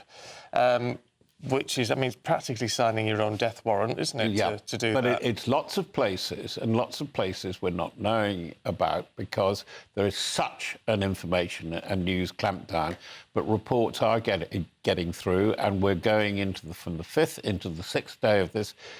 If they can keep it going for another 4 or 5 days, I think it is very serious. But it's about one thing. It's about the collapse of the currency, the failure of the new president's reform programme.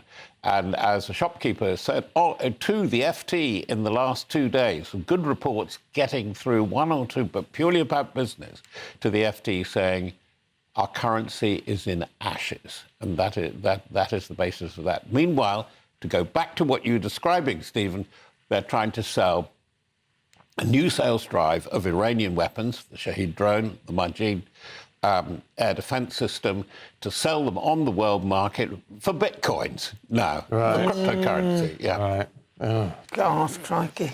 All right, Robert Fox, thank you very much. Really good to talk to you. Get your head around that. I know. It's so complicated, doesn't it? Well, back to something we can understand, and that's the weather, because the Met Office has issued a yellow weather warning for snow and ice across large parts of England and Wales. There are separate weather warnings in place for northern Scotland and Ireland.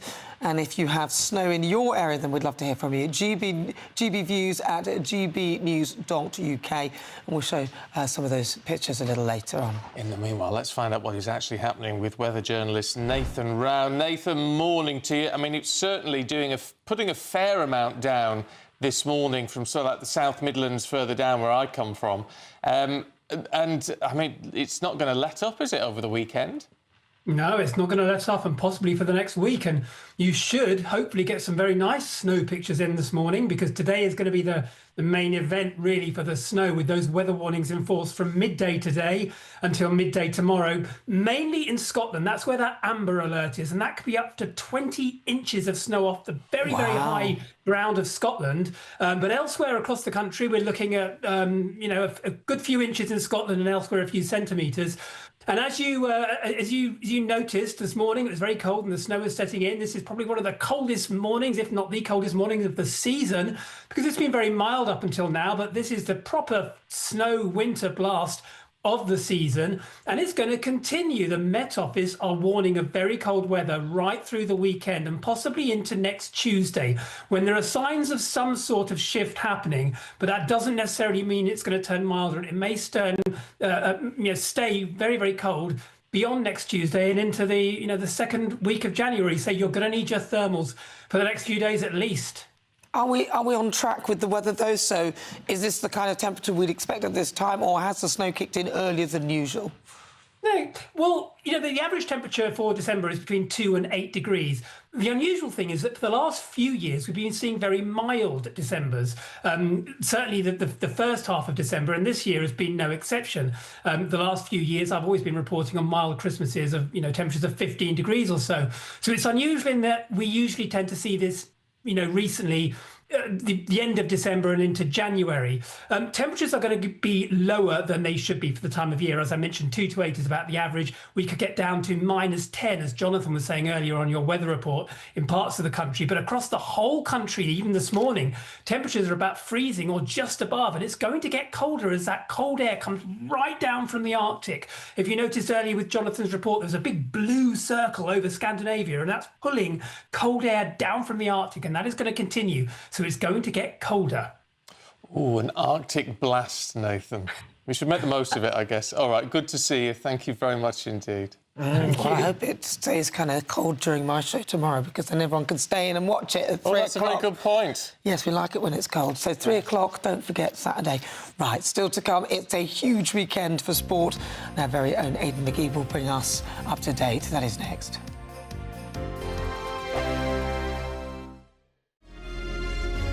Thank you for making us Britain's #1 news channel. Together, we have built something truly extraordinary.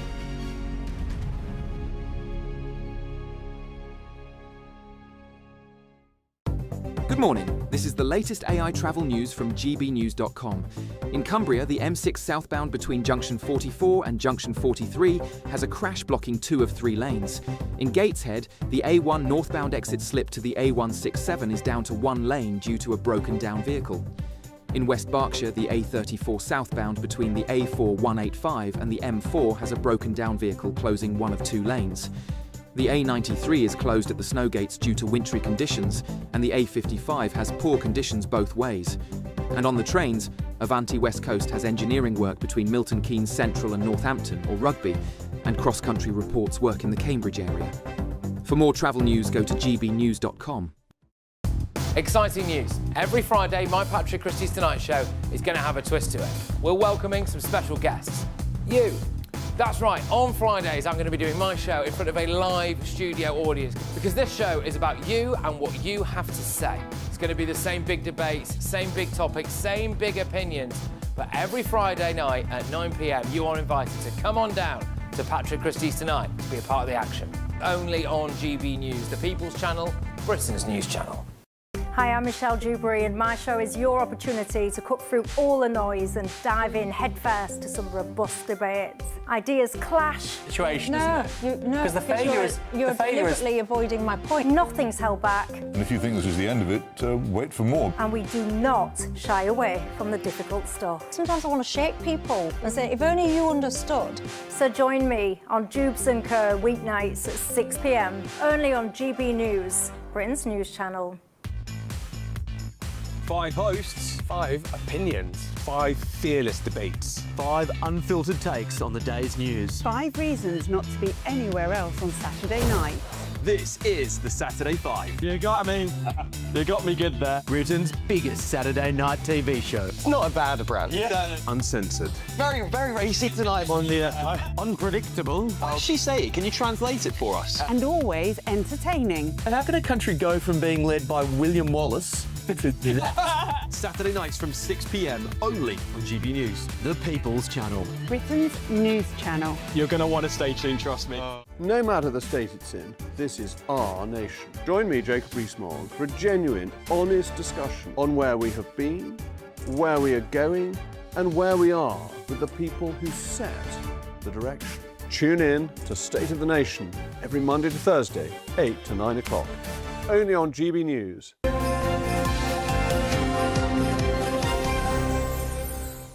7:34 and time for the Great British Giveaway now. 2026 could be an incredible year for you with £85,000 from us available to be won. What a difference it would make. Here's how you can take part. Hello from the Aurora Collection Resort here in Lapland. We're on an amazing Arctic adventure to celebrate our greatest cash giveaway, a simply stunning £85,000. And in 2026, we're giving you the chance to win it all. With an extra £85,000 in your bank, you'll be able to indulge in luxury, do those things you've only ever dreamed about. Even tick a few experiences off the bucket list. One lucky viewer is guaranteed to win £85,000 in tax-free cash. But you've got to be in it to win it. For another chance to win £85,000 cash, text cash to 63225. One entry costs £2.50 plus 1 standard network rate message. Or text bonus to 63225. 5 entries cost £5 plus 1 standard network rate message. Go to gbnews.com/win. Entries start at £2.50. Call 0903 686 3232. Calls cost £2.50 plus your network access charge. Or post your name and number to GB18 PO Box 8690 Derby DE1 9TT. UK only. Entrance must be 18 or over. Lines close at 4 p.m. on the 30th of January. The winner may be contacted live on GB News, week commencing the 9th of February 2026. Please check the closing time if listening or watching on demand. Good luck.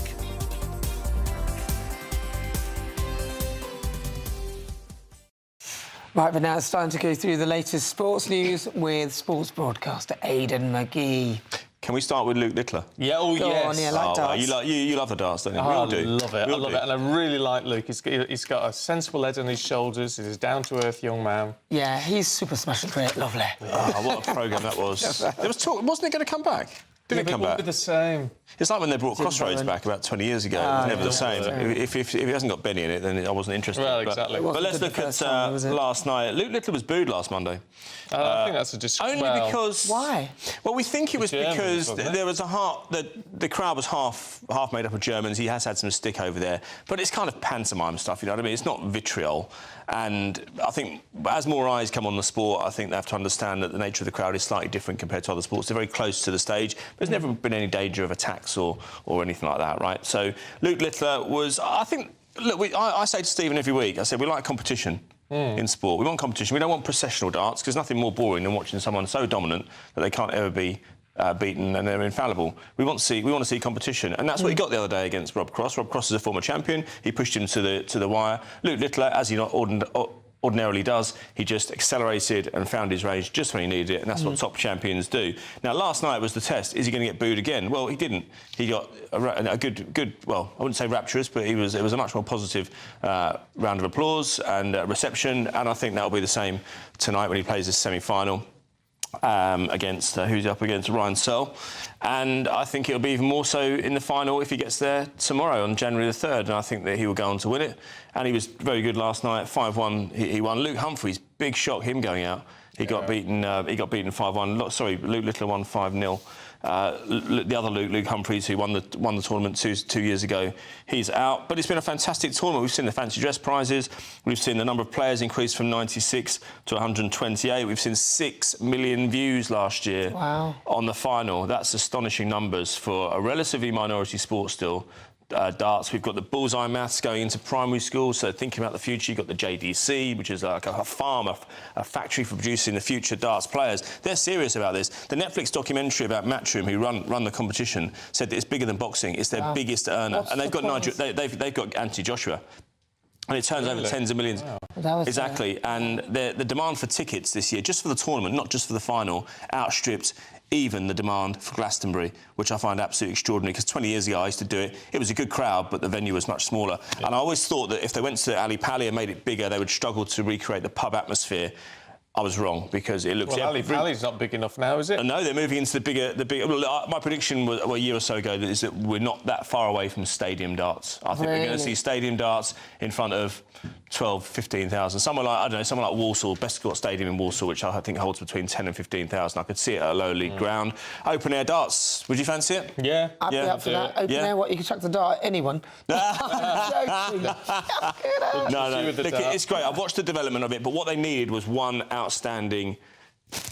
the jewel in the crown, and Luke Littler is that person. He's not 19 until the 22nd of this month. It's absolutely incredible. Can we have a quick look at Chelsea? Yeah, they sacked their manager. They're used to doing that, but they gave this one 18 months.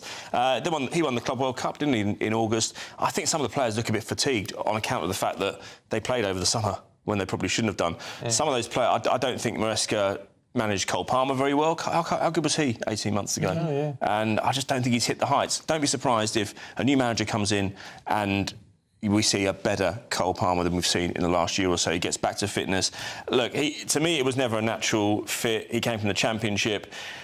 The successor, Liam Rossini, is even less of a natural fit for me. He hasn't really got any pedigree in the Premier League. You think he will be the successor? I think he will. Top favourite? I think he will. Well, they've got this feeder club of network of clubs around the world. Strasbourg in France is one of them. Same owners. Same owners, yeah. Blue Co, which is part of the Clear Lake group. That's how it is now in football. There's multi-club ownership is what happens. You can't own two clubs in the same country, not like Maxwell used to do.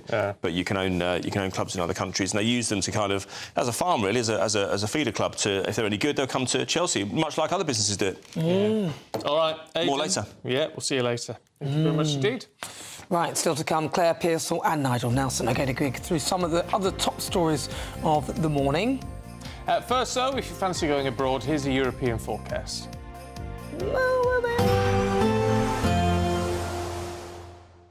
Can't wait to get in that sea. Lovely and warm. Just like the feeling of having great travel insurance. All Clear Travel Insurance sponsors GB News Travel Destinations Forecast. Although not quite as cold as the UK, it is still rather unsettled at the moment across the Mediterranean. Storm Francis is bringing rather wet and windy conditions to the Canary Isles, Madeira and even mainland areas of Iberia.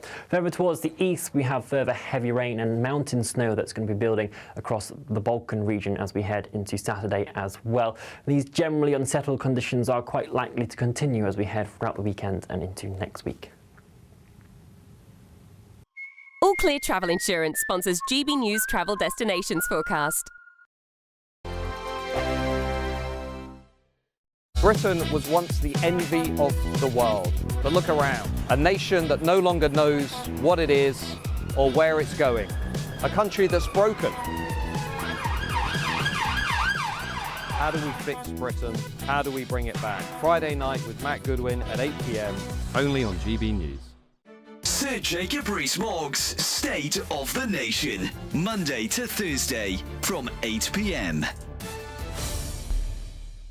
The National Trust has come under fire after declining a Catholic filmmaker's request to shoot a documentary at St Cuthbert's Cave in Northumberland. St Cuthbert's Cave was a crucial location for the film, as it's traditionally believed to be where the saint's body rested in 875 before he was moved to Durham, where it remains today. The Trust justified its decision by citing the project's religious affiliation, sparking accusations that the heritage charity has breached equality laws and is engaging in illegal religious discrimination.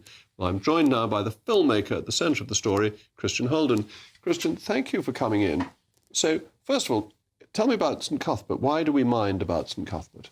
Well, St Cuthbert, this historical figure, this great figure of the northeast of England and the Scottish borders area, was renowned for his physical prowess, for his great night vigils. I approached the National Trust to ask permission to film there, and the initial response I had from them by email was that they didn't host any filming of a religious or political nature. I made a phone call to that particular person and explained more about what we hope to do, and that aside from its religious storyline, there's also historical value to it, cultural.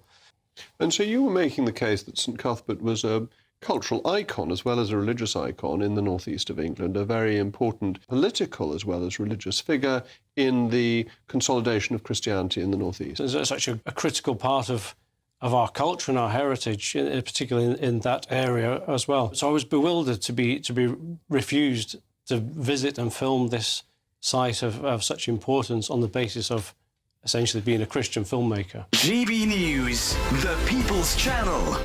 No matter the state it's in, this is our nation. Join me, Jacob Rees-Mogg, for a genuine, honest discussion on where we have been, where we are going, and where we are with the people who set the direction. Tune in to State of the Nation every Monday to Thursday, 8 to 9 o'clock.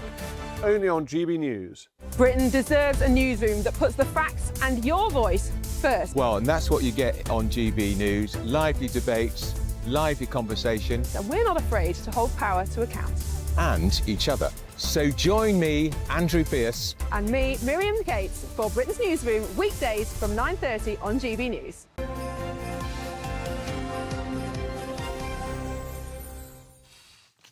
Right, time for the papers at very nearly 7:45 with Claire Pearsall and Nigel Nelson. Morning, you two. Morning. Can we start with The Guardian? Nigel, am I getting a new child jab? This one to immunise against chickenpox. That's right, yeah. I mean, this is probably good news all round. So what it is, it's the MMR jab, which did mumps, measles, rubella, and you just add another vaccine to it, which is the one for chickenpox.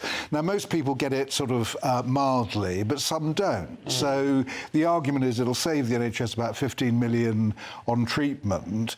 We're following in the steps of America, Australia, Canada and Germany who've already done this. And I mean, the only problem I think with it is some people are a bit sort of vaccine averse following COVID. But if you can get over that this is, I think this is actually a plus and going in the right direction. But what about the combination of so many vaccines in one vaccine? You know, I get it that you could have this jab if you feel that you need to. It's been around for a while, but there's a lot in one, isn't there? There is, and I think that would probably be my concern, is that you've got an awful lot of infections going into a very small child, and we don't know what the outcome of that is going to be. And people can pay privately to have the chickenpox vaccine, and indeed they do. I'm just a bit wary when they start putting it all together and say, it's fine, we're just going to roll this out. And you sort of think, well, I think we've all learnt that we need to have a little bit more of an understanding as to how all of these things are going to affect a small body, what kind of evidence is out there. And I think it's not people being anti-vax, it's people wanting to understand the science behind it, which there's nothing wrong with, especially when you're talking about a sort of 12-month to an 18-month-old child. You want to know what you're putting in their bodies. So I think that I'm concerned that we're putting too much. But that was all sorted out with the controversy that goes back to the 90s when Andrew Wakefield had suggested that the MMR jab would actually cause autism.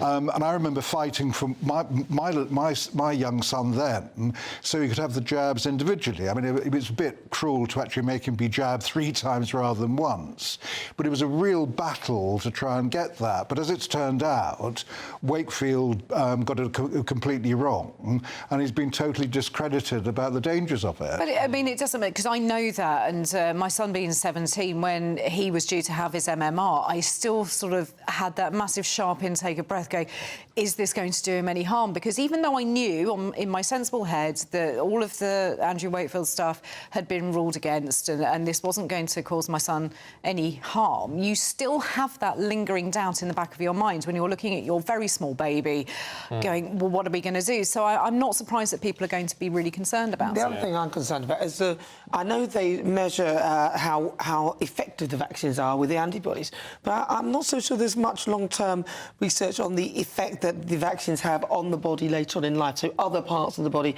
how those can affect you. And I think I'd like to see more research in that. I agree that these vaccines are good. I mean, especially chickenpox, which can be terrible, especially when you get older.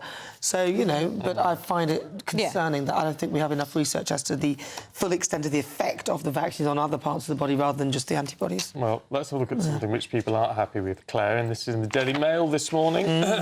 Digital ID.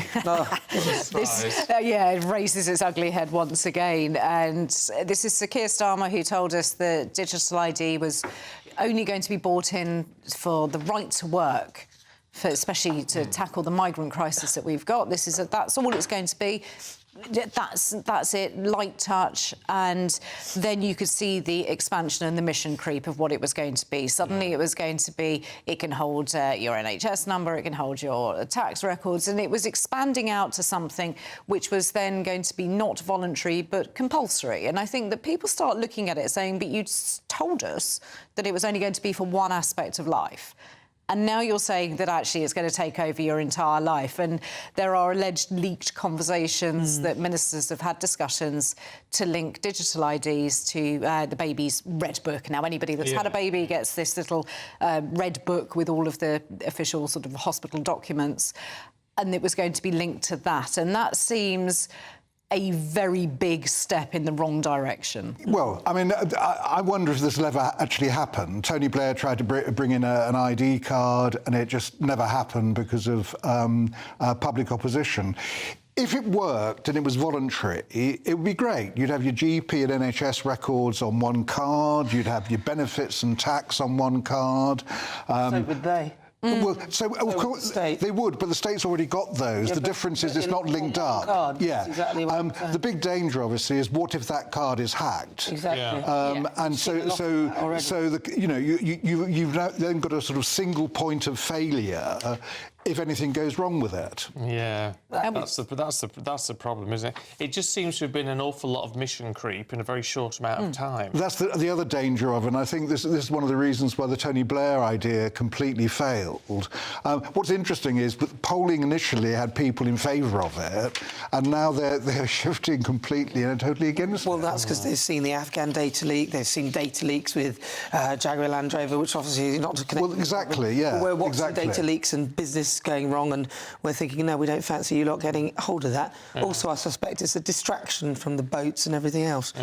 But No, it's Nigel's go, isn't it? What about the far-right stuff? Oh, no, let's do something lighter. Yeah, go on then. Because we're down to our last couple of minutes. Far-right.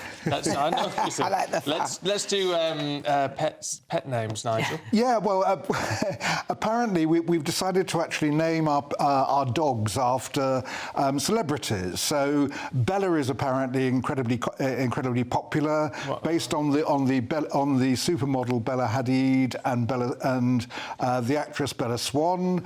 Charlie has become popular because of a pop star, Taylor Swift, of course. Everyone's calling their dog Taylor. Oh, are they? What is interesting about this is nobody seems to be calling their dog Keir, Kemi or Nigel, although I appreciate Nigel's not a great name for an Alsatian. I did see, though, there was a rescue kitten last year that came up on my social media pages. Look, come and rescue this little kitten, and it was called Nigel.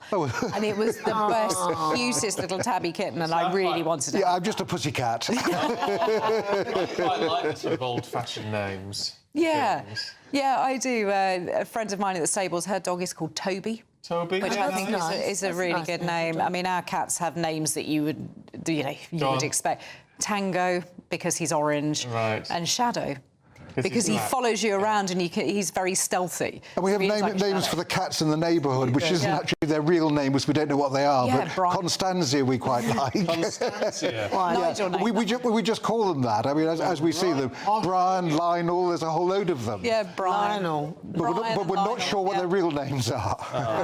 They probably look at you and go, oh, God. Yeah, we think they do. Yeah. Just give me the food. Come with it, you silly old man. Because even for children now, so the old-fashioned names are coming back. You're getting your rubies and your pearls and your Iris and all that sort of thing. Iris is my mother's name, so it shows how far that goes back. Yeah. It is all those sort of names that never really go out of fashion. They're always sort of sitting there. My child has Michael as a middle name, and you don't see that one very often either, and I just think that's a really nice, timeless name. Classy names. Classy is what we like. All right, you two, thank you very much indeed. We'll see you later. Time for a look at the weather for you now with Jonathan Vautry.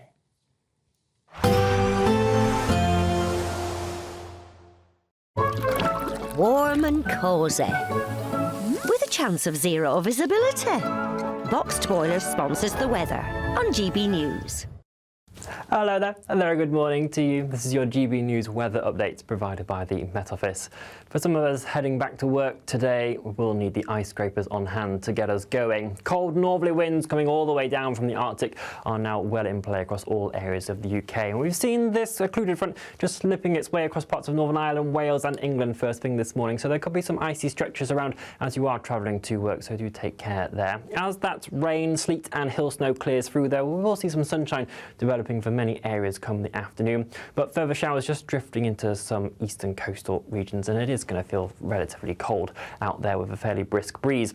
But the most frequent showers over the next few days are likely for northern areas of Scotland, and an amber snow warning comes into force for areas of the Highlands and the Grampians this evening and overnight into Saturday. 30 to 40 centimetres of snow building up and temporary blizzard conditions with the strong winds that we have around as well.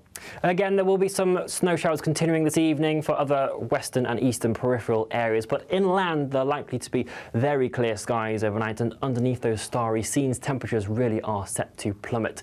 The frost will set in very quickly as soon as the sun goes down overnight, and by the time we reach the end of the night into the early hours of Saturday morning, a severe frost, potentially as low as -10 degrees Celsius in parts of Scotland, particularly where we do have some snow cover around.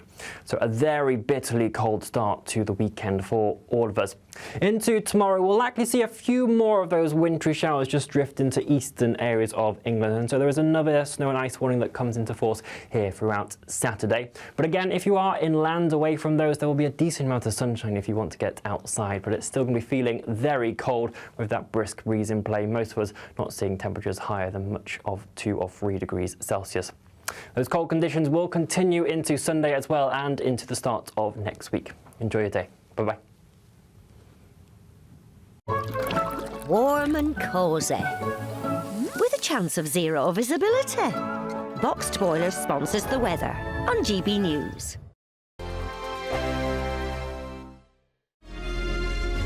Thank you, Britain, for helping us reach 10 million followers across our social media platforms. We're truly honoured to have your trust, one follower at a time.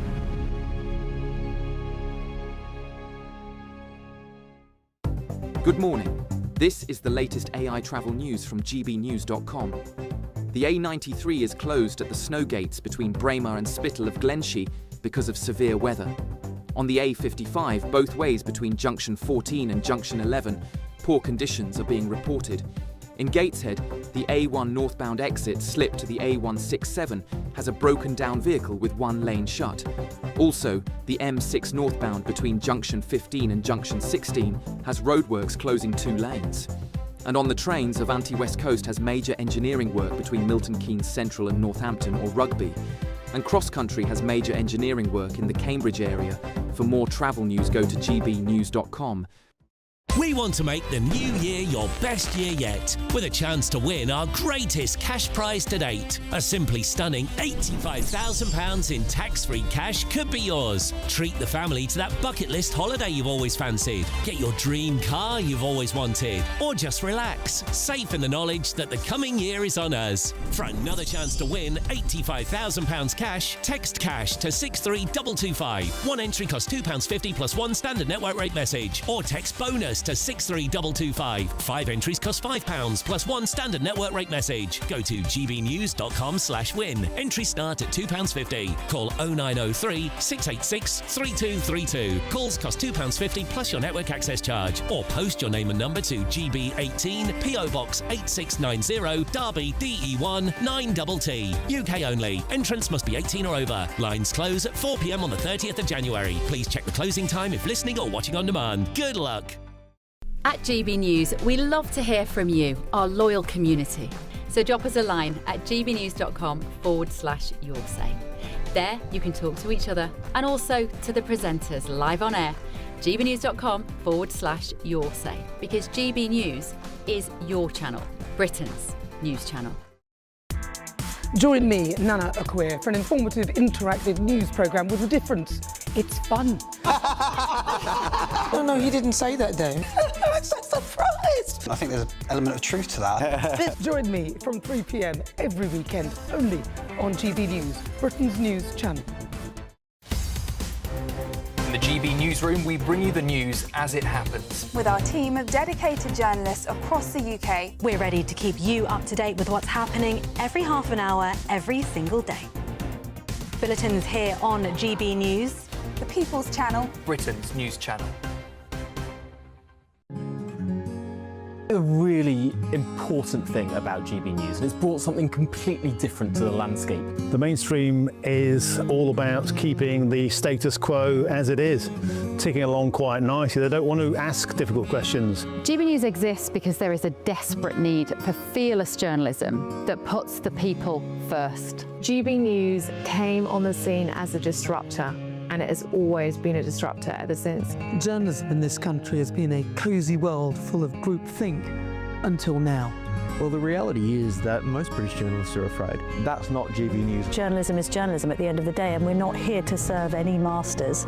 Our masters are our audience. We're here to talk about things in a way that have never been broadcast on British airways before. Do not miss a moment on GB News. The #1 news channel in the country.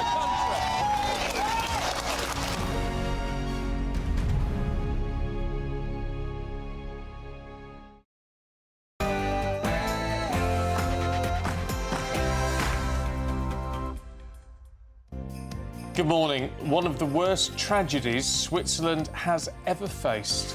Around 40 people have died and 115 are seriously injured following a fire in a bar at a popular Swiss tourist spot. Well, authorities are trying to confirm whether any Brits are amongst the victims, though we have been told that foreign nationals are likely to have died. As King Charles writes to the Swiss president praising their first responders and emergency services and sharing his deepest sympathies to those who have been impacted. Well, the Swiss authorities are working to establish the identities of the victims. The first victim, though, has been named as 17-year-old Italian teen golfer Emanuele Galoppini. Many across Britain are still struggling with the cost of living. helping with that is my priority.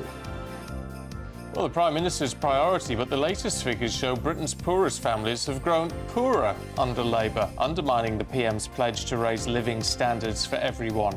Can you turn it around this year? 6 people are dead in Iran after police opened fire on protesters defying a regime crackdown. As nationwide unrest escalates, we will bring you the latest on that. To win for black cab drivers, because like you say, it's evening up the level of the playing field now. The fares are going to go up. Everybody should pay their fair share of the tax, no? Including the big boys. Black cab drivers tell GB News they're delighted at a new tax hike for online minicab firms as the Chancellor promises to protect everyday cabbies.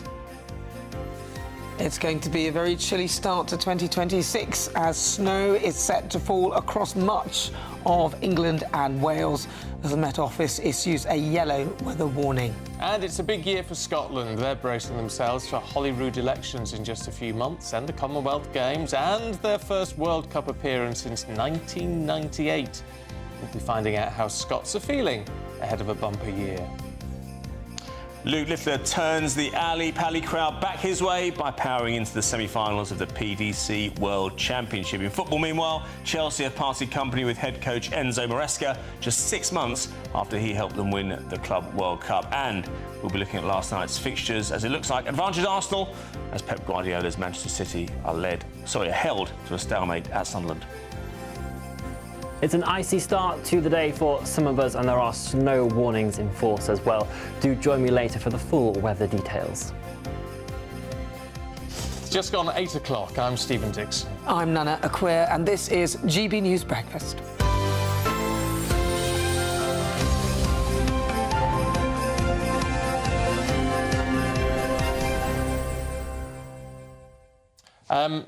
I think we should just crack on, actually, with this, because the news this morning is really grim, I'm afraid to tell you. And it's the news that we know at least 40 people have died and at least 115 injured, some very, very severely in Switzerland, after a fire tore through a crowded bar at the Crans Montana ski resort. Now, witnesses have reported that the ceiling caught fire after a bottle with a lit candle. A lot of people are saying it's one of those sparkler-type candles. Sparked flames whilst at the New Year's Eve celebrations were taking place. And we are actually still waiting for many others' bodies to be identified. Our national reporter, Will Godley, has got the latest for us. Will? Yeah, well, in the last few minutes, the first identity of one of the victims in this fire has been named as 17-year-old Emanuele Galappini. He's an Italian national, Dubai-based now. He's a teen golfer, and he was said to be in Switzerland with his friends bringing in the new year. And the Italian Golf Federation has released a statement saying they mourn the passing of Emanuele Galappini, a young athlete who embodied passion and authentic values. In this time of great sorrow, our thoughts go out to his family and all those who loved him. Emanuele, you will forever remain in our hearts. Well, the Swiss authorities have said around 40 who have died in this horrific fire and 115 people injured, a number of them different nationalities as well. France have said 9 of their citizens have been injured and 8 are still missing, and Italian officials have said 6 are missing and 13 of their citizens are injured. And it's those missing in Crans Montana who are causing a lot of upset for families there, unsure about the state of their loved ones who they've not heard from since New Year's Eve. Of course, this fire started in the early hours of the morning at 1:30, and first responders on the scene with just a matter of minutes. And you can see pictures now of the response as ambulances lining up there to take victims to hospitals who have been transferred to hospitals not only in the local area but throughout Switzerland and throughout neighbouring countries as well, particularly young people in hospital, teenagers as well. And these teenagers, many of them been transferred to other countries as paediatric wards in Switzerland full and needing specialist treatment, and France, Germany and Italy have been treating people there. But the big question for Swiss authorities is how exactly this fire started. They've said that there are many hypotheses on the table. They are not ruling anything out at this stage, and the fire experts haven't been into the basement of Le Constellation Bar where this fire started yet. But eyewitnesses, of course, say it was these sparkling candles on top of champagne bottles which caused the fire, which got too close to the ceiling, where an image looks like there was this soundproofing foam on there which set on fire, and then a video which seems very distressing, too distressing to show on breakfast television, seems to show that as people were trying to put out the fire on this soundproof foaming, they were taking off their T-shirts and batting the fire with their T-shirts, but inadvertently then that caused the fire to spread onto the rest of the ceiling, and that's then what set off this fire, ripping through the basement in just a matter of a few seconds, killing around 40 people. And now we know, in the last few minutes, the first victim has been named on your screens now, as you can see a photo of him, 17-year-old Emanuele Galappini, an Italian golfer who was in Switzerland with his friends, and the Italian Golf Federation have said they are mourning the passing of Emanuele Galappini, a young athlete who embodied passion and authentic values. In this time of great sorrow, our thoughts go out to his family and all those who loved him. Emanuele, you will forever remain in our hearts. Well, Swiss authorities now working to establish the identities of those others people who have died, the other 115 people injured, but their burn injuries causing great difficulty in doing so. OK. All right. Well, Godley, thank you very much.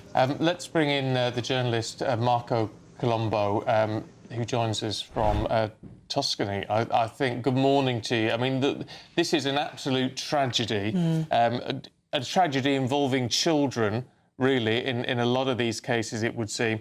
But, I mean, a lot of countries like Italy are now helping out in terms of some of the care needed for those survivors. Absolutely. It was clearly the main story in Italy yesterday. And, in fact, the Emanuele Galappini picture I saw earlier on Facebook, the family was asking to everybody, maybe on social media, do you know anything about our son? So I can imagine the terror and sadness of this family. You know, clearly all the information we reported. So there is a mix of the traditional media and social media, because at the moment there are six missing Italians. This is from the Minister of Foreign Affairs, Antonio Tajani. 13 are hospitalized, some in Switzerland, some in Germany, and some in Italy. They've been taken by helicopter. Just to give you some figures, 10 helicopters were involved in the rescue operation, 40 ambulances and 150 medics. One of these teenagers was taken to the hospital, the main hospital in Milan, in Guarda. There were lots of Italians. This is a resort very popular with Italian youth, as I said, 17-year-olds. And we heard shocking stories. There were some high witnesses yesterday telling how these kids, these youngsters, came out without hair, as the reporter said, just wearing underpants, in total shock. And I actually saw a guy who he's a ski instructor, age 23, saying he made it, but none of his friends came out of the inferno. It is a big tragedy for all of Europe. But clearly, it's affecting all those countries: Italy, Switzerland, Germany, France, and probably, as you said, probably even Britain. It is it's kind of shocking to realize, as you just said, as you just reported, that these people are underground in a place with no escape route, with a roof made of fire, and somebody allowed them to put sparkles or even fireworks. Some people reported on the sparkles on the bottles and use of fireworks. I don't think fireworks would have been used. I would imagine 17-year-olds being so stupid to use fireworks in a basement in such a place. But it is the fact that it was an historical club, and clearly didn't probably have all the measurements, all the measures in place to avoid such a catastrophe. And I suspect questions will be being asked even now. I mean, it's early. We don't want to speculate, but questions will be asked as to what the capacity of this venue was, why there was just only one point of entry and exit, which was the same point. And also, as you alluded to, the fireworks or some sort of sparkler or some sort of ignited thing that would be allowed in such a small space, confined in such an area. Tradition of presenting, we have to imagine this situation. The midnight has gone, and so the rich kids order whatever, champagne, vodka, and there's this new tradition. I mean, I'm 53, but I don't remember back in my days of carrying this bottle with a sparkler on it, which is fine if you're in Sardinia, if you're in Saint-Tropez in the summer in open air. But why on earth would you have fire underground when you have hundreds of kids and you have a situation like that? So I'm sure that a lot of people will be held account. And probably, as it happened before, the teenagers tend to go where the crowd is, and the lucky ones were the one queuing outside and were not allowed to let in. Yeah, the irony. All right, Marco, thank you very much indeed. Appreciate your time this morning. I know from reading some of the initial reports, I mean, what is terrifying about this, it might have been that sort of foam ceiling. I mean, Will, you'll know more about it. But the fact that the fire spread so quickly, or the heat spread so quickly, that actually a lot of these gases, a lot of the furniture and things is actually sort of combusting before it gets on fire. Yeah. It's releasing those really hot gases. Yeah, and then that's why it all goes up so very quickly. And a lot of those injured, according to hospital directors, have internal burns from those incredibly hot gases, burns to their lungs and esophagus. So that's requiring some treatment as well. I can bring you a little update we've just had in the last minute or so from Valais State Councillor Stephanie Ganzo, who's been speaking on RTL, giving an update on those 115 people injured, saying between 80 and 100 are in critical condition. But the situation, she has said this morning, is evolving, and many of the people hospitalised are still yet not identified. So that's an update just in the last few minutes or so. 80 to 100 people in critical condition in hospital. I think in this country some of that foaming is actually banned. You're not allowed to put things like that on ceilings. Very possibly. So, it's concerning that these things appear to have been allowed in such a confined space. It's just that death toll, so they're kids, really, and the death toll is going to get higher. I hate to say it, it's going to go up. All right, Will, thank you very much indeed for now. Right, 13 minutes after 8 o'clock this morning, new figures reveal that the UK's poorest households are worse off since the Labour government took power. And it could get even bleaker, with families across every income bracket facing a new squeeze on finances because higher bills and tax rises are all biting this year. And the data from Retail Economics shows that the UK's most affluent households are faring better under the government. Let's talk to Jennifer Powers, former Conservative advisor. This is, again, I know we're saying this every hour, Jennifer, but, in the New Year's speech from the Prime Minister, he goes on to state, that we want, all the poorer families want, we need to improve their outlook, and yet the policies from his government is actually doing the opposite, so it would seem. Yeah, it's such a good example of how far Labour has gone from its roots. Came into being more than a century ago to look after lower income households, to look after working people. And here we have just the latest example of how lower income households are faring the worst under the Labour government. We learned today that their surplus income at the end of the month, what's left over after rent and food and other essentials, has actually shrunk whilst Labour has been in office, gone down by more than 2%, and that worse is to come, and that's because of the policy choices the Labour government has made with regard to tax, with regard to its spending and so on. Well, he said that he wasn't going to tax working people, which a lot of them struggle to define because pretty much everyone's working. But how have these policies matched up with not taxing working people? Well, I mean, we've seen a whole variety of things come in. We've had the NICS rise on employers, which got around the letter of the law in terms of the pledge they made around not increasing VAT, income tax or national insurance. However, we've had the fiscal drag from the not raising the tax threshold. So, that affects everyone depending on where you are on the income scale. You're being dragged into that higher tax bracket quicker and quicker every year. And we've had the retail and the hospitality sector have been hurt in particular because of the rise in employer NICs, and also things like the rise in the minimum wage and things, which sound great again on the face of it, but make employing people that much more costly, and that has a real impact on labor-intensive businesses like shops, restaurants, and bars. Is there not a broad enough view of how an economy works in the Labour government? I mean, you're saying about their roots. They want to protect the poorer in society. The sort of good traditional working people, if you like. But the answer to that always seems to be, well, we'll lay everything on those who've got the broader shoulders, who've got more money. But the reality of that is, with an economy, is that can slow an economy down. So in fact, it then ends up hurting those people at the bottom end of the scale more clearly. Look, we've seen flatlining growth. I mean, the Prime Minister, I'm sure, will point to inflation, which is not rising as quickly as it has, and the Bank of England has made several reductions in the base rate, and so there are some positive things happening in the economy. But overall, as you say, it's difficult for a lot of households, for a lot of families, and it's not something that we can foresee getting much better over the next year. And I think this is going to be a really defining battleground in 2026 between primarily Labour and the Reform Party. And we saw Richard Tice coming out strongly on the back of this report by Retail Economics, saying, this just shows that Labour is, not delivering for people, not delivering on its promises.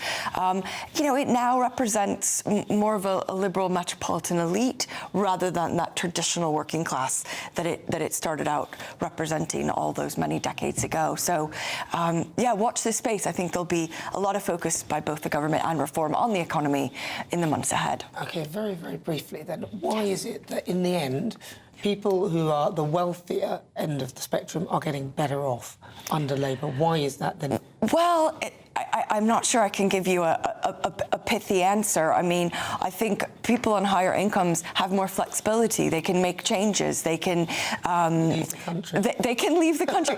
I mean, the lower you go down the income distribution, the less flexibility people have, the less economic financial resilience they have. And so when these changes come in, if their employer decides maybe not to give them extra hours or to cut back on the hours they're getting, then that reduction of maybe £50 a week makes all the difference to what they can do in terms of their spending, and hence we're seeing the statistics today. You'd think they'd have thought of that, but somehow, well, they didn't, did they?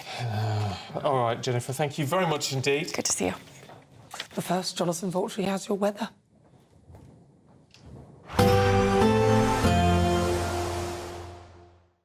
Expect warm spells with the odd rude interruption. Box Boilers sponsors the weather on GB News.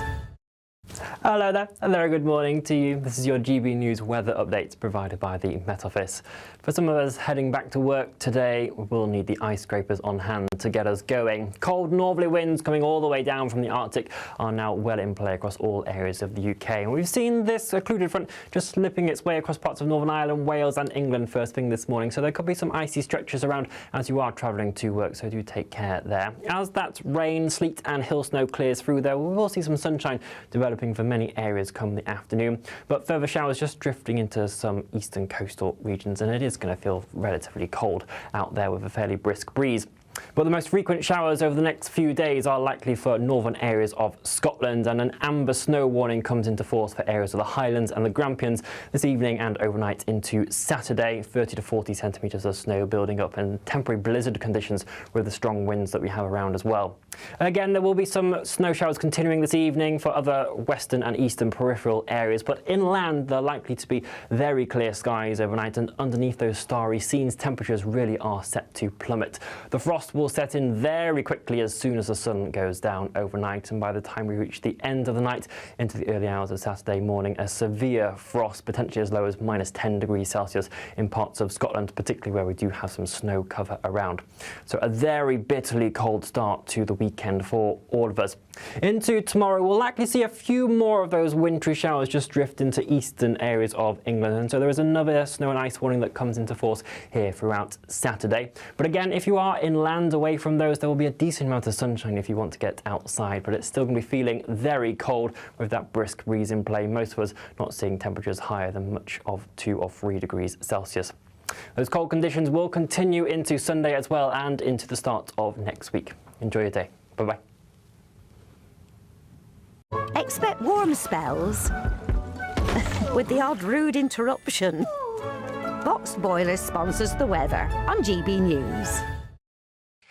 Right, time for the Great British Giveaway now at 8:21, and 2026 could be quite a year because you could win £85,000 on Oz. Here's how. It's a brand new year and we're giving you the chance to win our biggest cash prize to date. £85,000 in tax-free cash to make your new year the best yet. And we've come to the Aurora Collection Resort here in Lapland to celebrate. Imagine what the coming year could look like for you with a whopping £85,000 in the bank. You can have the complete Lapland experience all in one place by visiting the Northern Lights Village, or just safe in the knowledge that this year is on us. An incredible £85,000 in tax-free cash could be yours. For another chance to win £85,000 cash, text cash to 63225. One entry costs £2.50 plus one standard network rate message, or text bonus to 63225. 5 entries cost £5 plus one standard network rate message. Go to gbnews.com/win. Entries start at £2.50. Call 0903 686 3232. Calls cost £2.50 plus your network access charge, or post your name and number to GB18 PO Box 8690 Derby DE1 9TT. UK only. Entrance must be 18 or over. Lines close at 4 p.m. on the 30th of January. The winner may be contacted live on GB News, week commencing the 9th of February 2026. Please check the closing time if listening or watching on demand. Good luck.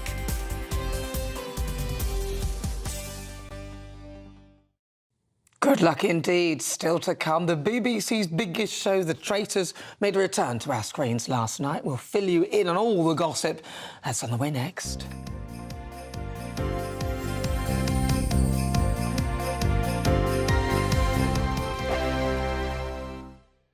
Westminster, the ultimate clique. And you're fighting like rats in a sack. But here on the Camilla Tominey Show, we ask the questions the establishment media is too scared to ask. OK, let me ask you a straight question, because I know you're a straight-talking politician. Whether it's net zero, illegal immigration or law and order, nothing is off-limits. You had the power then.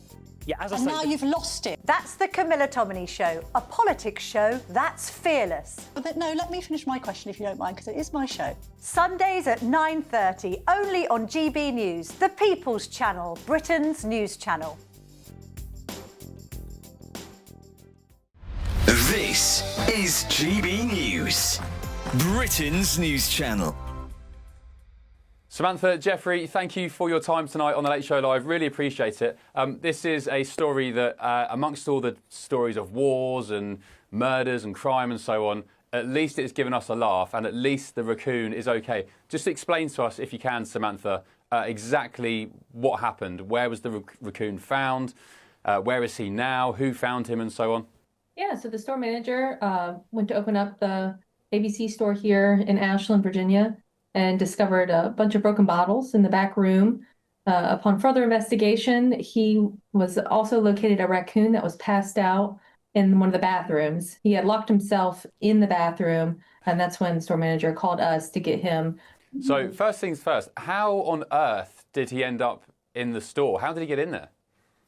So he fell through the ceiling. So he went through a ceiling tile and took out the wiring for the video camera as he was falling down. So we don't have a whole lot to go off of, just what the evidence that we encountered when we got to the scene of the crime.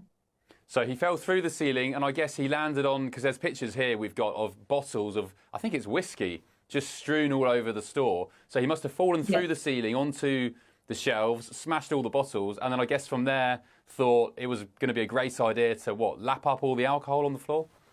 I guess so. He just decided to have a party. And who found him? The store manager. What was their reaction? Have you spoken to them? What were their first sort of comments to you when I guess they called you to report the raccoon passed out in the bathroom, right? Yeah, they were a little bit distraught. They didn't know how to get him out. They obviously did not want to pick him up themselves. So that's why they called us for assistance. GB News, the People's Channel. Britain deserves a newsroom that puts the facts and your voice first. Well, and that's what you get on GB News. Lively debates, lively conversation. And we're not afraid to hold power to account. And each other. So join me, Andrew Pearce. And me, Miriam Cates, for Britain's Newsroom, weekdays from 9:30 on GB News.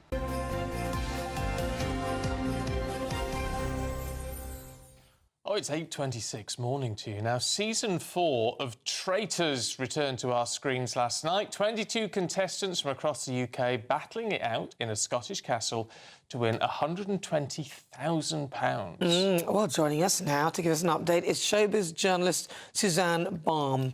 Now, Suzanne, I'm going to be completely honest with you. I don't really watch much of the BBC because I think I'd be being a traitor myself. But I don't watch Traitors, so I don't know much about it apart from Claudia Winkleman is the host and it's done her career some incredible favours. So what is it about? Morning, How does guys. it work?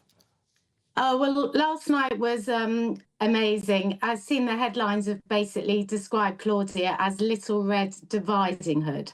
So if you've not watched The Traitors, you probably won't know what I'm on about, Nanny. But it's she's come in and she's thrown a spanner in the works because normally you have a set amount of traitors that you know.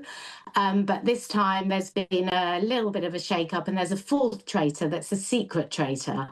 So the viewers don't know, the traitors don't know. And this has come a month after the Celebrity Traitors, which brought in about, I think, 15 million viewers. So it's very well watched. Not quite sure who watched last night because I know my boys were watching Spurs at the same time, but I watched it on catch up.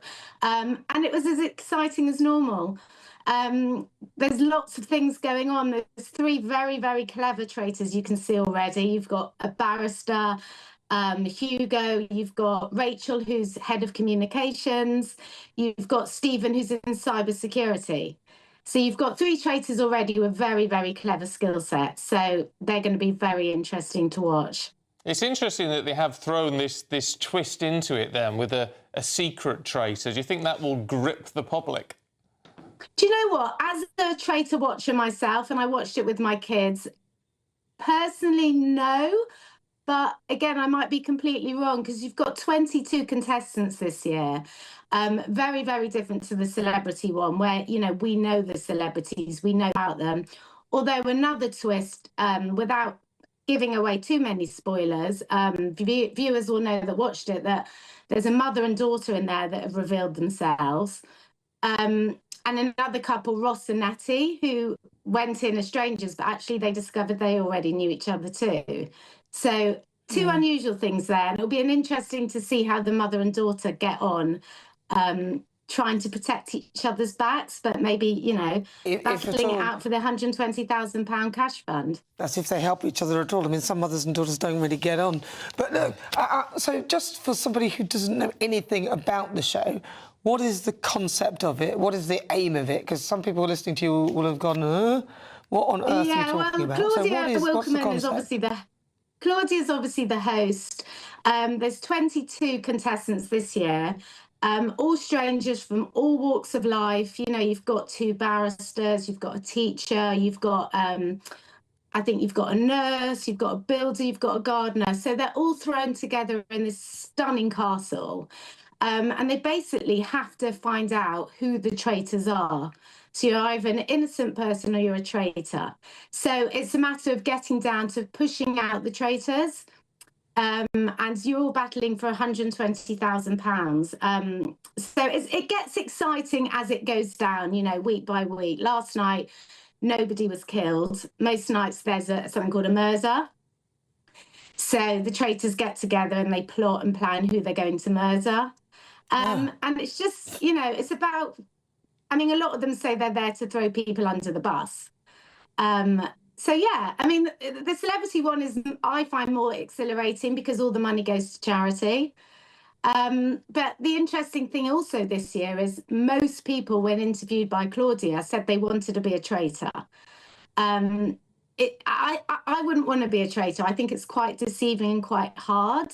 I think I'd be all right with it. Yeah. So it's a matter of just getting the traitors out. Yeah. All right, Suzanne, thank you very much indeed. Thank you. Happy New Year, guys. Happy New Year. Happy New Year. Not really. You see, I've never seen. I've never seen it. I'm not sure I'm any clearer on the plot. I didn't really. That's what I was trying to get. I mean, I was just thinking. So there's somebody you've got to work out the two, the traitors, and then what happens? Look, I don't think I just can't watch it. Can't do it. No, Never but mind. it is very popular. It's very popular, and good on those who are watching it. Yes, Wonderful. I'm glad. Enjoy it. Nice to have something to enjoy to watch, but it's just not my thing. No, not mine either. There are enough traitors on the world to be watching them on TV, pretending to be them. Now, if you are out travelling today, be careful because the weather's terrible.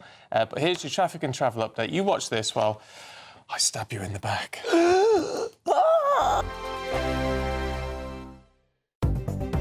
Good morning. This is the latest AI travel news from gbnews.com. The A93 is closed at the snow gates between Braemar and Spittal of Glenshee due to adverse weather. On the A55, both ways between junction 14 and junction 11, conditions are poor. In Manchester, the M56 eastbound between junction 3 and junction 3A has 2 lanes shut after a crash, with delays until 10 this morning. In Staffordshire, the M6 northbound between junction 15 and junction 16 has lane closures for roadworks, clearing this afternoon.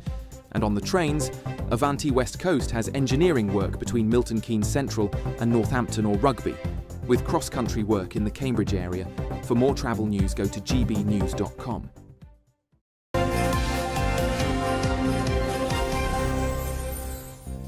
Right, still to come, a huge weekend of sport ahead. Aidan McGee, he's going to bring us up to date. That is next.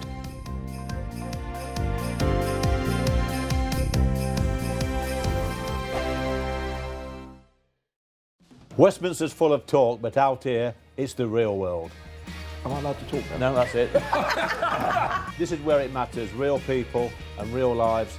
That's what politics is all about. In fact, has Trump made a good start? No. Straight answers, no spin, and just a couple of pints. How many fingers have I got up? About 10. So join me for Lee Anderson's Real World every Friday at 7 p.m. only on GB News. The People's Channel, Britain's news channel. You want to know what's really going on in the corridors of power? Labour don't know what to do with you half the time, and that makes you quite lethal in the chamber. Get behind the headlines with Chopper's Political Podcast. Join me, Christopher Hope, as I sit down with the great and the good of British politics. We'll see where this ruling takes us. These are the stories shaping our nation. Chopper's Political Podcast, available now on all platforms. Listen in and stay ahead. Decisions made in Washington aren't just shaping America, they're shaping Britain too. From migration to global security, from crime to health. Whatever happens in the White House today will be felt in your town or city tomorrow. That's why The Late Show is live from Washington, D.C. Cutting through the politics to show you what it all means for Britain. The Late Show live every night at midnight. Only on GB News, Britain's news channel. Bold. They are under no illusion. Ray. Are you a human trafficker? Boundless. I've had enough of the nonsense, and I'm not afraid to say it. Don't get this on the BBC. Every weeknight, I tear through the headlines. The smell of gasoline. Should we be worried about it? From Westminster madness to cultural war chaos. What I'm going to do now is they are throwing things out the car as we speak. Get ready, Britain. Here we go. Patrick Christie tonight, weeknights from 9 p.m. only on GB News, Britain's news channel. At GB News, we love to hear from you, our loyal community. So drop us a line at gbnews.com/yoursay. There you can talk to each other and also to the presenters live on air. gbnews.com/yoursay, because GB News is your channel, Britain's news channel. Join me, Nana Akua, for an informative, interactive news programme with a difference. It's fun. No, he didn't say that, Dave. I'm so surprised. I think there's an element of truth to that. Join me from 3 p.m. every weekend, only on GB News, Britain's news channel. In the GB Newsroom, we bring you the news as it happens. With our team of dedicated journalists across the UK. We're ready to keep you up to date with what's happening every half an hour, every single day. Bulletins here on GB News. The People's Channel. Britain's news channel.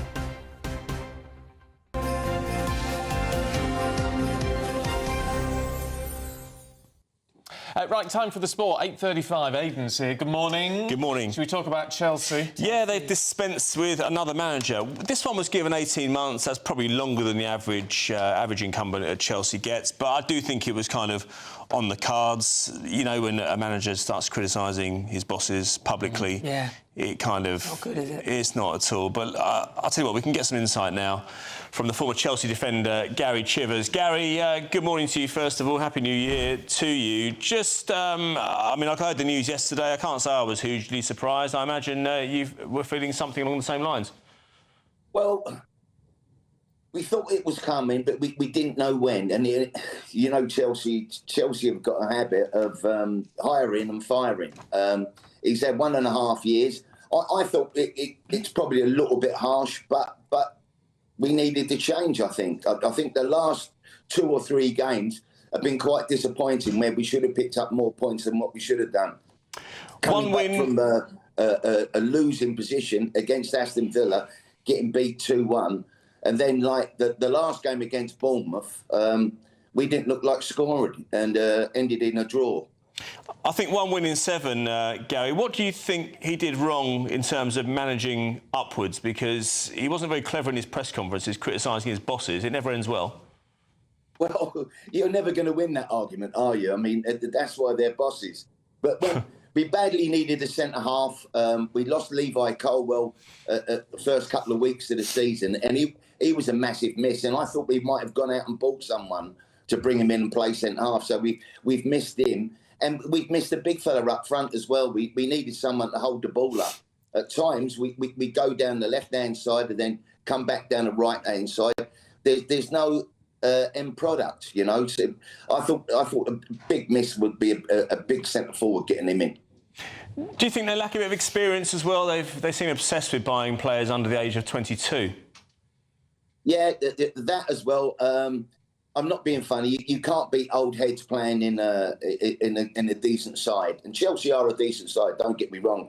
But we just sometimes need to know how to win games, to see out games. And we haven't done that recently.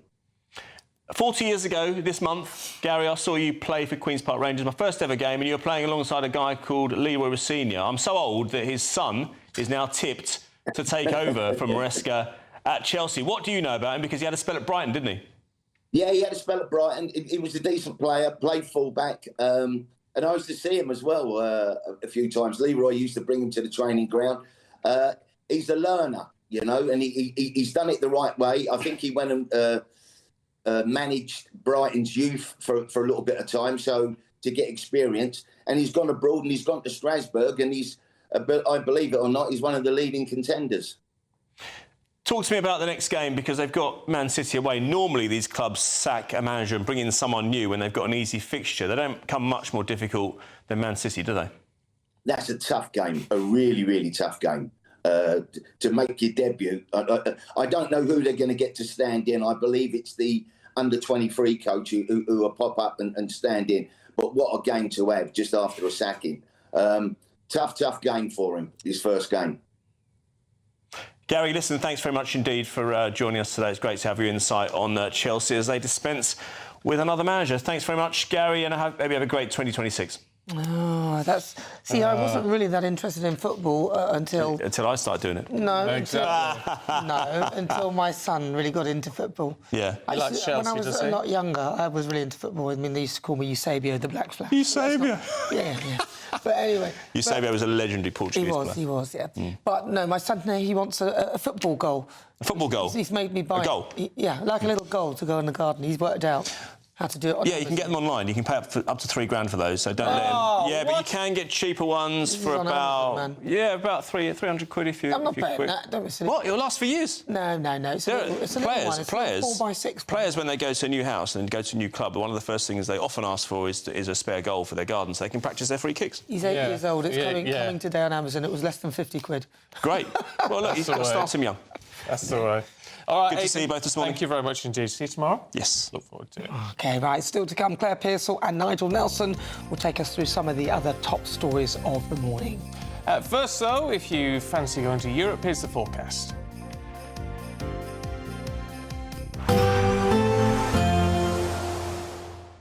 I hope we haven't forgotten anything. Travel insurance, I tick that box. Yeah, but remember what you forgot last year. All Clear Travel Insurance sponsors GB News Travel Destinations forecast.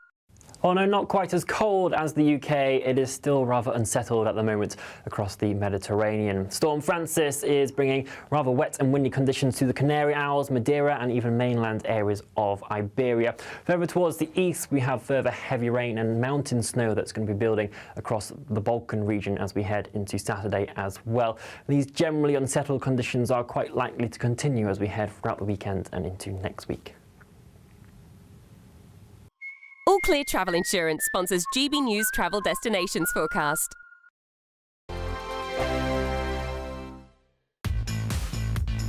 5 hosts, 5 opinions, 5 fearless debates, 5 unfiltered takes on the day's news. 5 reasons not to be anywhere else on Saturday night.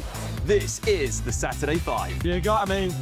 You got me good there. Britain's biggest Saturday night TV show. It's not a bad brand. Yeah. Uncensored. Very, very racy tonight. On the unpredictable. What did she say? Can you translate it for us? And always entertaining. And how can a country go from being led by William Wallace Saturday nights from 6 p.m. only on GB News, the People's Channel. Britain's news channel. You're going to want to stay tuned, trust me. This is GB News, Britain's news channel. Thank you, Matt. Let's hear now from the King. This is a season when our thoughts turn to celebrations with our friends and families.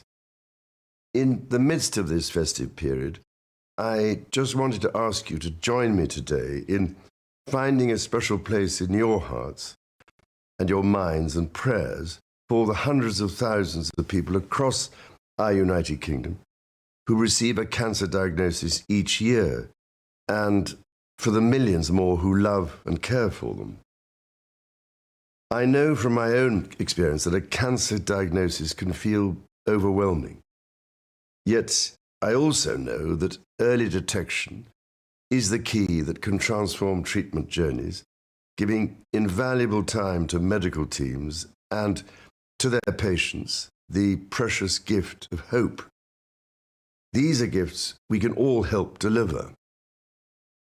Throughout my own cancer journey, I've been profoundly moved by what I can only call the community of care that surrounds every cancer patient, the specialists, the nurses, researchers and volunteers who work tirelessly to save and improve lives. But I have also learned something that troubles me deeply.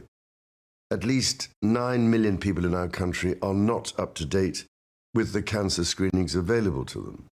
When bowel cancer is caught at the earliest stage, around 9 in 10 people survive for at least 5 years. When diagnosed late, that falls to just 1 in 10. Early diagnosis quite simply saves lives. At GB News, we love to hear from you, our loyal community. So drop us a line at gbnews.com/yoursay. There you can talk to each other and also to the presenters live on air. gbnews.com/yoursay, because GB News is your channel, Britain's news channel.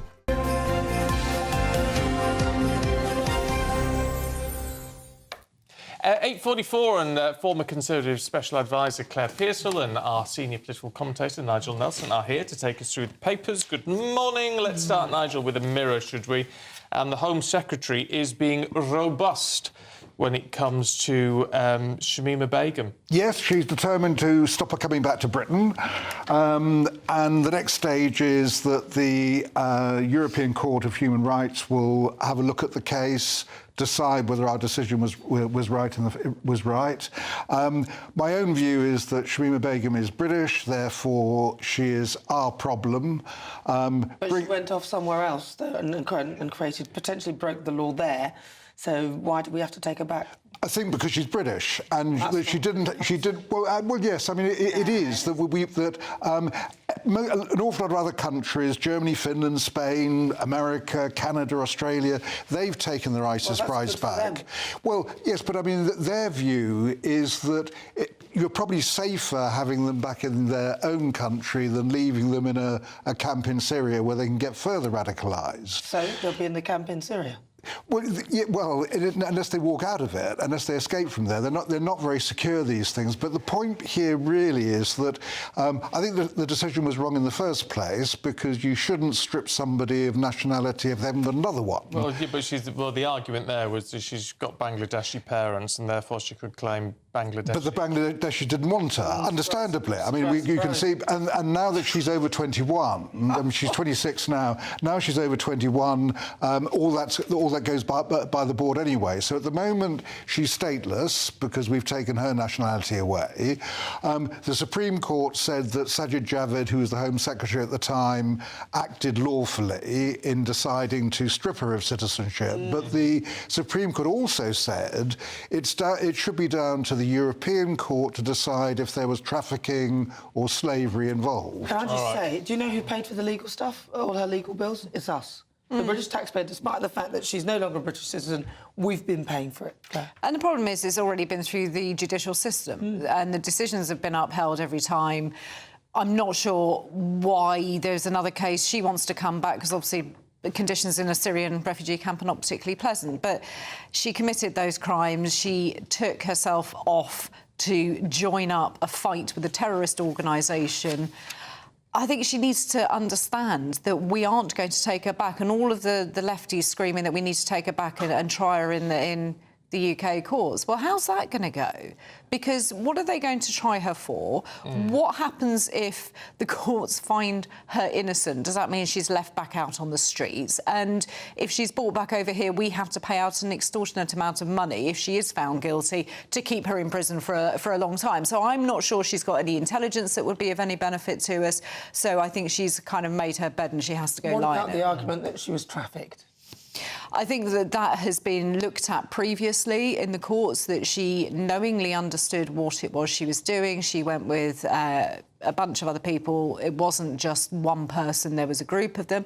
OK, arguably you could say a 15-year-old doesn't have that level of adultness to understand the situation, but I think she did. She searched out that information to begin with. But that's what the European Court would end up deciding, and that's why the Supreme Court said that was the right vehicle to go and do it, that they were only making a judgment on a point of law, so the European Court can take into account whether or not she was trafficked, which might change things, because it changes to the original decision. Yeah, but we're not. But anything, to be perfectly honest, Nigel, anything being judged by the ECHR at the moment is not going to go down very well with the people of Britain, is it? No. Well, it's not, and they're looking at somebody who went to fight against the values of the United Kingdom. Why would we then take a judgment from a court, an international court, that says, no, actually, you have to take her back because she's yours? Well, hold up a second. What about our national security? Do we not have the right to uphold that for the rest of the citizens rather than this one person? But she's still. But the whole thing is that she is British, and so my point is that regardless of all those things, she has to be our problem in the same. She's not British, though, Nigel. Well, she's not now, but she has to take away her citizenship. But she's not British. She's not entitled to view. The other thing is, I thought Supreme Court, and Tom Harwood says this all the time, it's supposed to be supreme.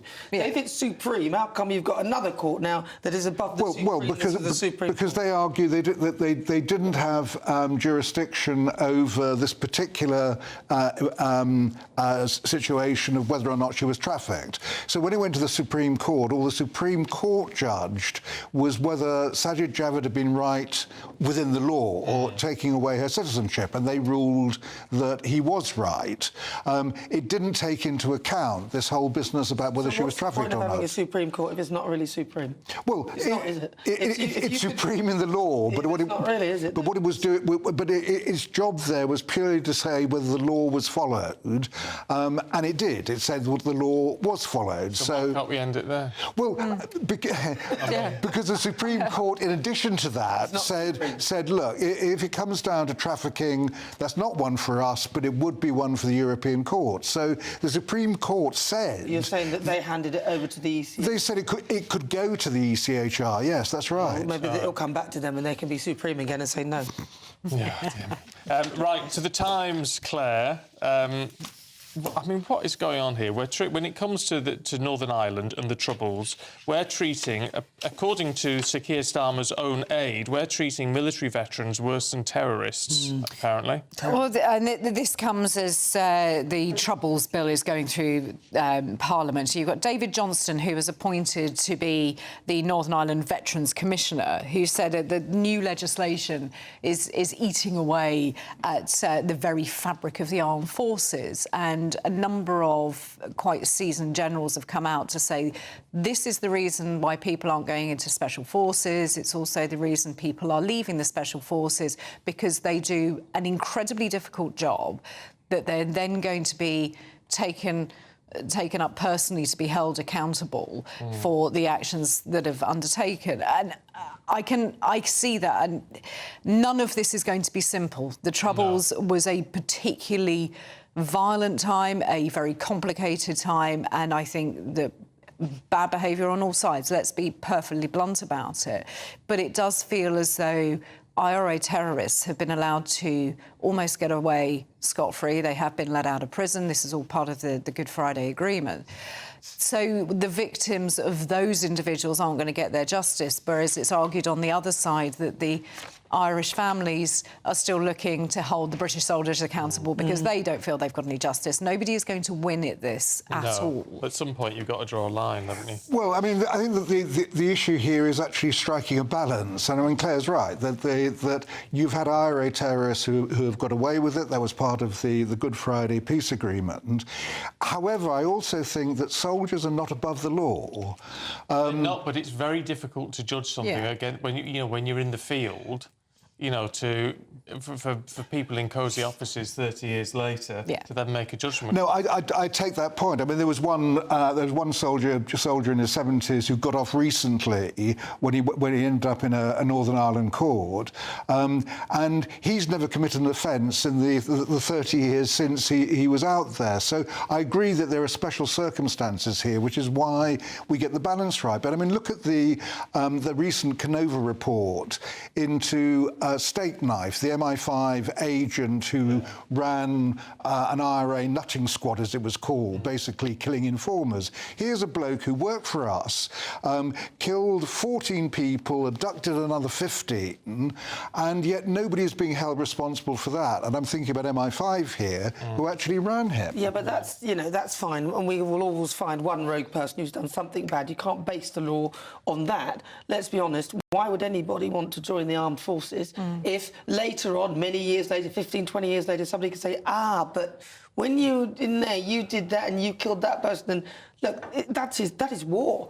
I get that, which is what I mean. Yeah, I get that. Because he's not doing it with his hands right in front of you in your face. How can you... What about all the bombs? It is a matter of getting the balance right. But I mean, I think that the important message to send is that soldiers aren't above the law, even in a war zone. But they know that. There's international humanitarian law. There's plenty of other laws that protect. But certainly in Northern Ireland, the law seems to sort of go out the window, and that was one of the problems. Yeah, but it's a bit like the Truth and Reconciliation Commission in South Africa, isn't it? At some point, you have to draw a line and say, right, we'll learn lessons. There is that argument, yeah. No, I get that, yeah. Yeah. All right, you two. It's been fun, as always. Thank you very much indeed. Good to see you. Right, coming up to 9 o'clock, let's have a look at the weather for you with Jonathan Vaughtry.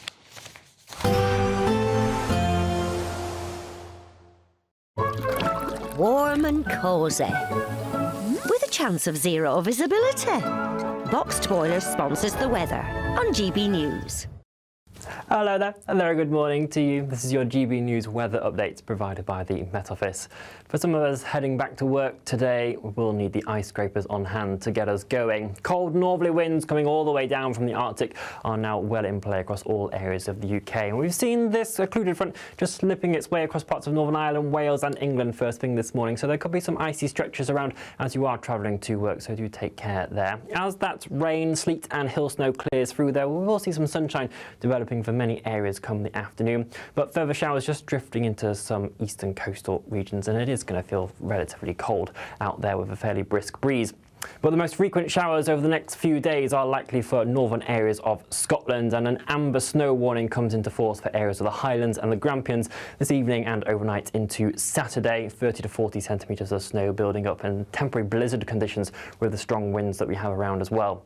Again, there will be some snow showers continuing this evening for other western and eastern peripheral areas, but inland they're likely to be very clear skies overnight, and underneath those starry scenes temperatures really are set to plummet.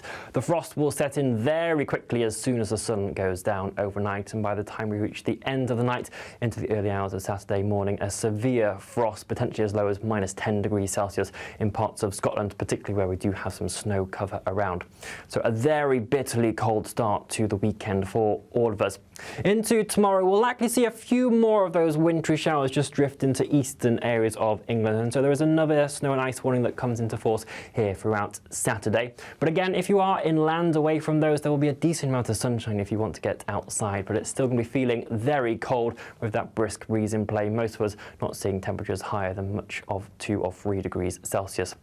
Those cold conditions will continue into Sunday as well and into the start of next week. Enjoy your day. Bye-bye. Warm and cosy, with a chance of zero visibility. Boxed Boiler sponsors the weather on GB News. Thank you to our global community for watching and listening to GB News. We're not only the #1 news channel in Britain, we're chosen by you around the world. Good morning, this is the latest AI travel news from gbnews.com.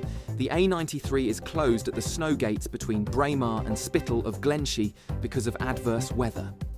In North Wales, the A55 has poor driving conditions in both directions between Junction 14 and Junction 11.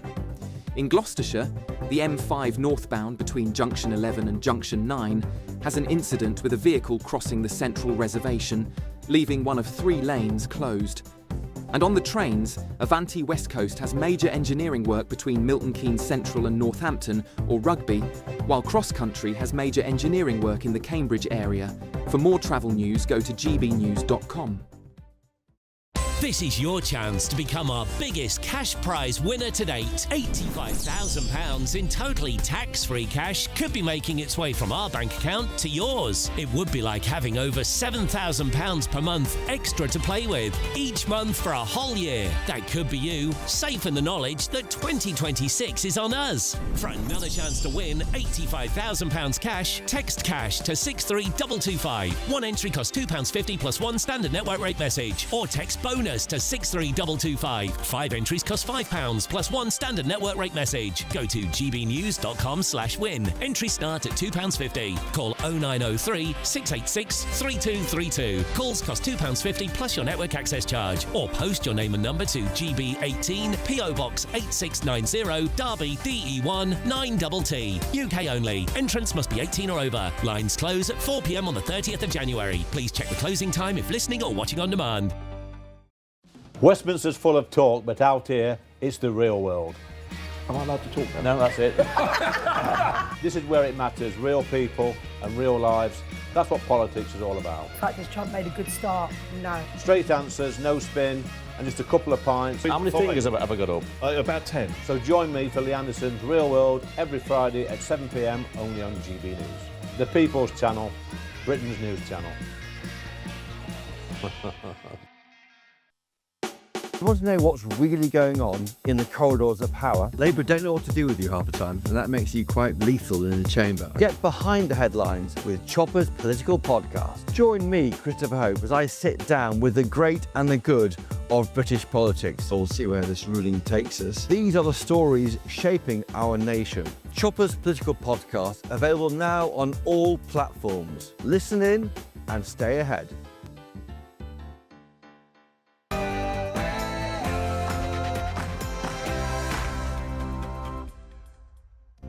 Good morning. One of the worst tragedies Switzerland has ever faced.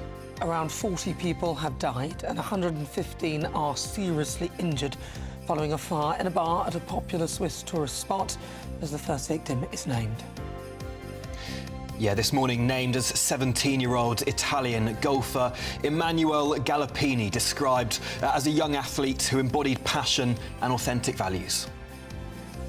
Many across Britain are still struggling with the cost of living. Helping with that is my priority. Well, new figures show Britain's poorest families are actually growing poorer under Labour, undermining the PM's pledge to raise living standards for all. Can he turn it around this year?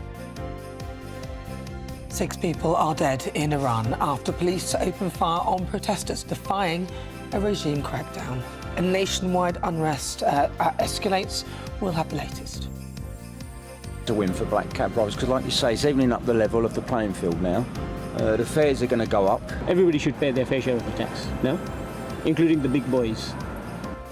Black cab drivers tell GB News they're delighted at a new tax hike for online minicab firms as the Chancellor promises to protect everyday cabbies. It's going to be a very chilly start to 2026 as snow is set to fall across much of England and Wales as the Met Office issues a yellow weather warning. And it's a big year for Scotland. We've got Holyrood elections in a few months, Commonwealth Games, World Cup, the first World Cup appearance since 1998. So we're going to be finding out how Scots are feeling ahead of what is going to be a bumpy year. It's an icy start to the day for some of us, and there are snow warnings in force as well. Do join me later for the full weather details.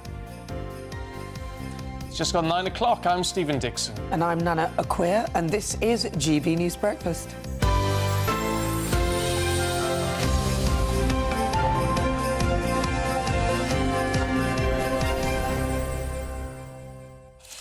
Right, we're starting off with horrific news, actually, from the early hours of New Year's Day. We now know that about 40 people have died and 115 injured in Switzerland after that fire tore through a crowded bar at the Crans Montana ski resort. Now, a short while ago, the first victim was named as 17-year-old Italian golfer Emanuele Galoppini. Let's talk to our national reporter, Will Godley, who's following all of this. I mean, the first name, the first of many names coming out. They're all quite young, aren't they? Yeah. All incredibly young. I mean, this was a bar that's been described as an institution in Crans Montana, but a bar particularly popular with young people. You can start having a drink in Switzerland age 16, so people from the ages of 16 upwards would have been in the bar welcoming in New Year's. And the first victim named as Emanuele Galoppini, a 17-year-old from Genoa in Italy. He is living in Dubai. He was living in Dubai, where he was golfing. And he was a very well-regarded golfer and described by the Golf Digest website as a promising young talent.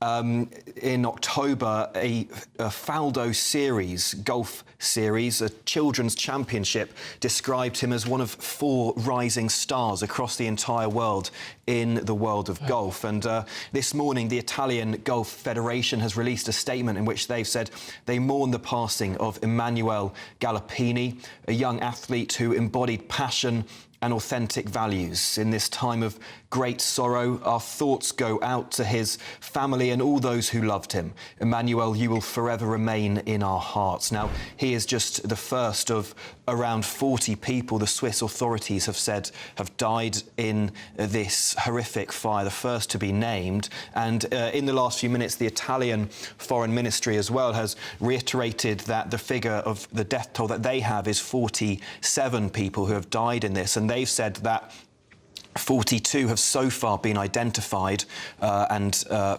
they're in the process of informing their families, but 5 victims at the moment yet to be identified as that process continues to take place. And they're having to go through dental and DNA records to identify the victims because the burns are so horrific. Which paints its own grim picture, doesn't it? But in the meantime, we know of the 115 injured, what, 80 or 90 of them in a critical condition?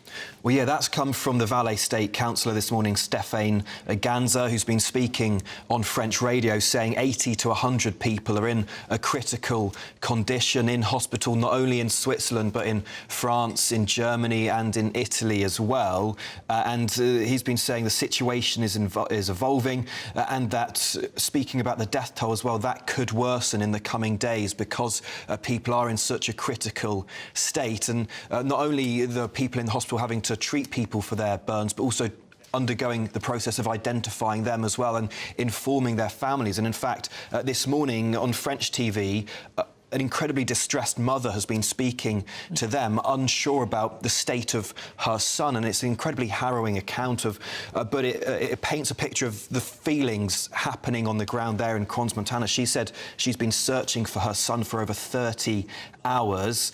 She doesn't know which hospital he's in. She doesn't know which morgue he's in. She said she doesn't even know which country he's in, but she said she's not going to give up. She's going to continue looking for him, like so many other families are in Crans-Montana. And of course, the reason why this was so bad was obviously the combination of not being able to get out, combination of some sort of flammable thing on the ceiling, obviously a sparkler.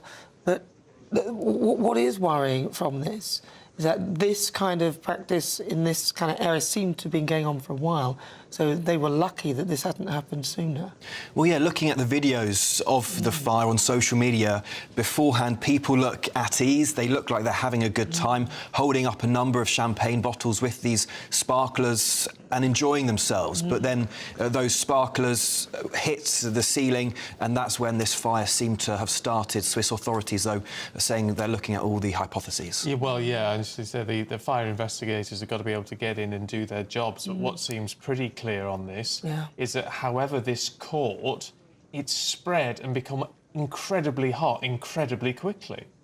Yeah, absolutely. And I think one of the problems was the heat in the basement, not only from the fire, but the air and the gases as well. And doctors have described victims having real burns in their lungs as well as they were breathing in this incredibly hot air. And investigators looking at whether the exit was too small for the number of people in the bar as they tried to escape, and some people in the basement smashing down windows to try and escape out of the bar. And you can see now the champagne bottles, if you're watching, with the sparklers on it being held up to the ceiling, and the soundproof foaming on the top of the ceiling seeming to catch on fire. So is this verified, this picture, or...? This is being widely reported as one of the pictures suggesting to be the fire starting, and you can see the flames just catching on that soundproof photo, and it follows a number of videos showing similar footage, too harrowing to show on breakfast television, as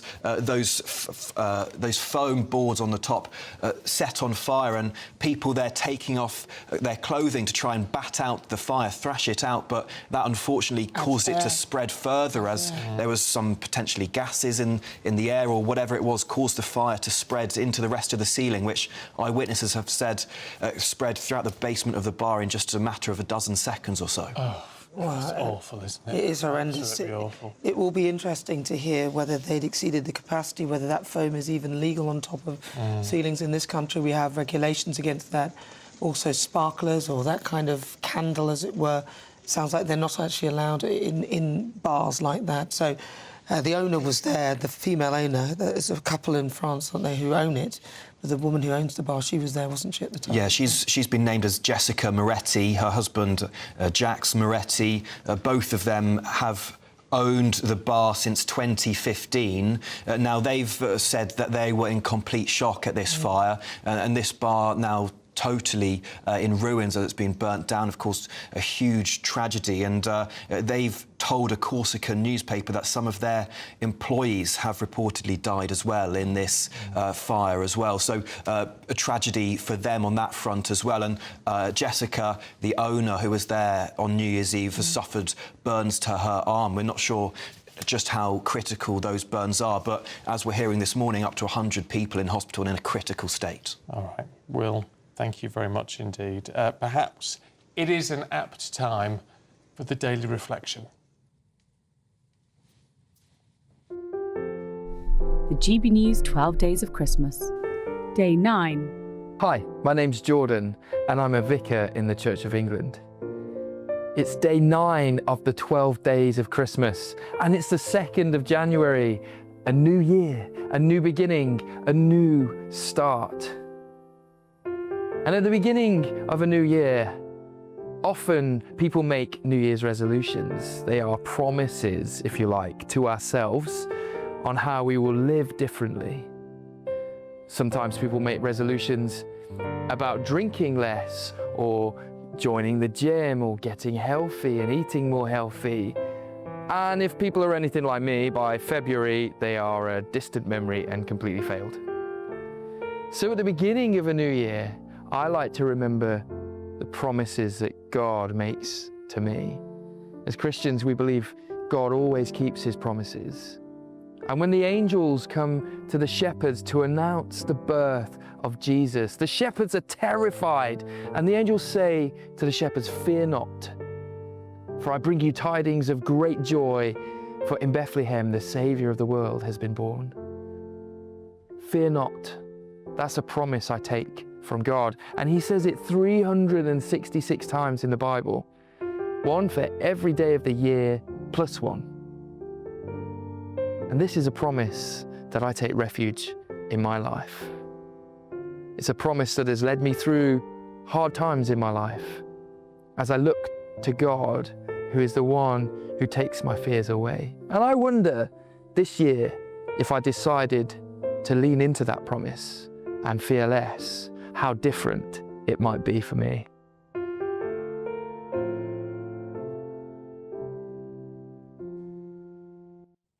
Right, well, let's take a look at our Great British giveaway now. 2026 could be on us. An incredible £85,000 to be won. Sort of like having £7,000 a month extra to spend. Not bad. It could be yours. Here are the details. Hello from the Aurora Collection Resort here in Lapland. We're on an amazing Arctic adventure to celebrate our greatest cash giveaway, a simply stunning £85,000. And in 2026, we're giving you the chance to win it all. With an extra £85,000 in your bank, you'll be able to indulge in luxury, do those things you've only ever dreamed about. Even tick a few experiences off the bucket list. One lucky viewer is guaranteed to win £85,000 in tax-free cash. But you've got to be in it to win it.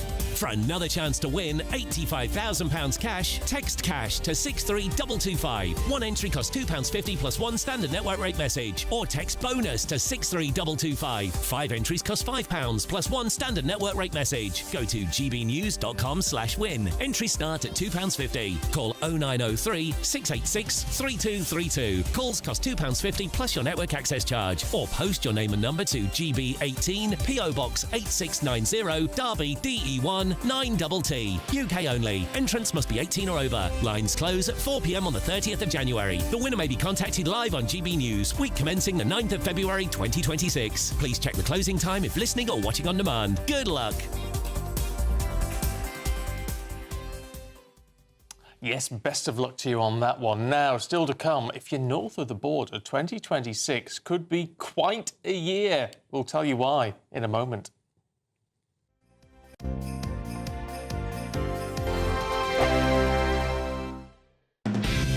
Decisions made in Washington aren't just shaping America, they're shaping Britain too. From migration to global security, from crime to health.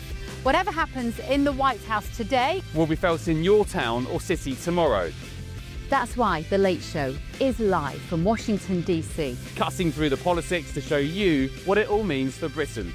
The Late Show live every night at midnight. Only on GB News, Britain's news channel. Exciting news. Every Friday, my Patrick Christie's Tonight Show is going to have a twist to it. We're welcoming some special guests. You. That's right, on Fridays I'm going to be doing my show in front of a live studio audience because this show is about you and what you have to say. It's going to be the same big debates, same big topics, same big opinions, but every Friday night at 9 p.m. you are invited to come on down to Patrick Christie's Tonight to be a part of the action. Only on GB News, the People's Channel, Britain's news channel. Hi, I'm Michelle Dewberry, and my show is your opportunity to cut through all the noise and dive in headfirst to some robust debates. Ideas clash. Situation, no, isn't it? No, Because the failure is... You're deliberately avoiding my point. Nothing's held back. And if you think this is the end of it, wait for more. And we do not shy away from the difficult stuff. Sometimes I want to shake people and say, if only you understood. So join me on Jubes & Co. weeknights at 6 p.m. only on GB News, Britain's news channel. From the school run to the home run, watch a new show for all of Britain. He can say whatever he wants. A straight talking show where all voices are heard.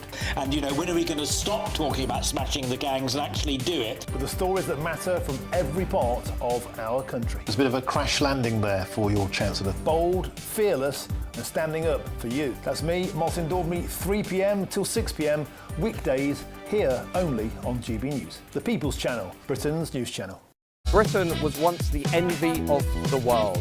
But look around. A nation that no longer knows what it is or where it's going. A country that's broken. How do we fix Britain? How do we bring it back? Friday night with Matt Goodwin at 8 p.m. only on GB News.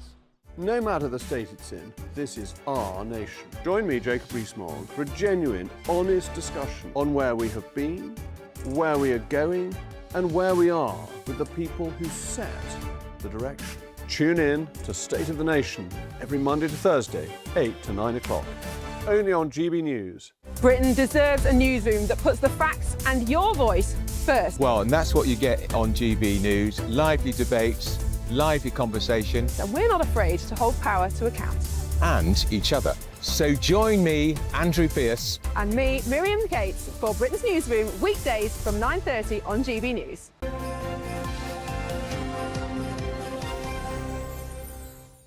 "9:16 now, just 4 months from now, Scotland's going to decide the outcome of its 7th Scottish parliamentary election since devolution.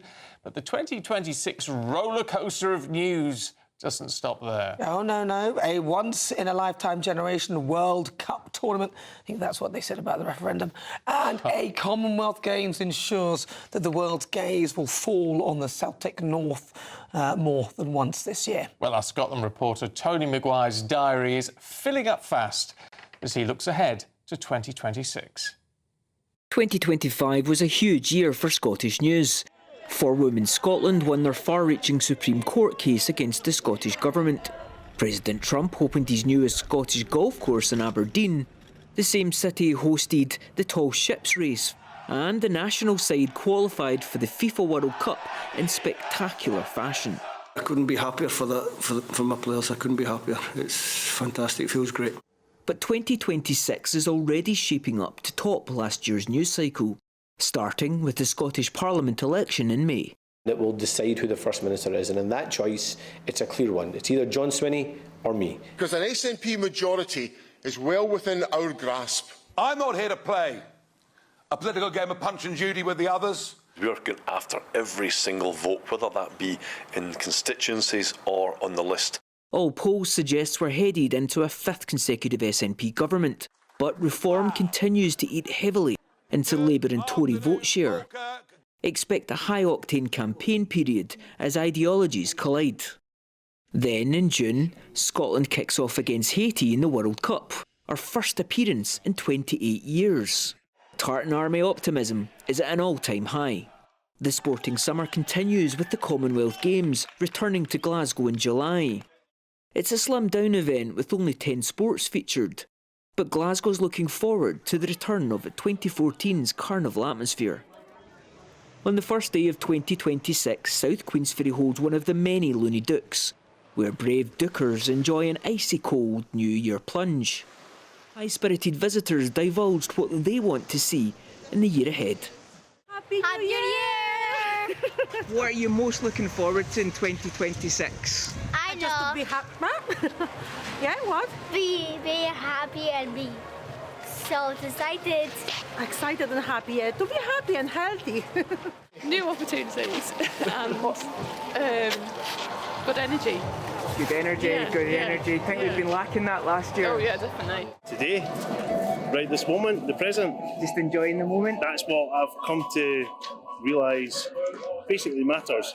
Not the past, not the future, right now, living. A big year for Scotland means a big year for Britain, and GB News will be here for it every step of the way. Tony Maguire, GB News. It's going to be a good year for Scotland. I mean, well, lots to... I mean, depending on which side of the political spectrum you're on, what happens there. But it's going to be an exciting year. Lots to sort of get your teeth into. Oh, I just love Scotland. It's just so nice. The air's good. It's cold. I don't like the cold, but the people are lovely.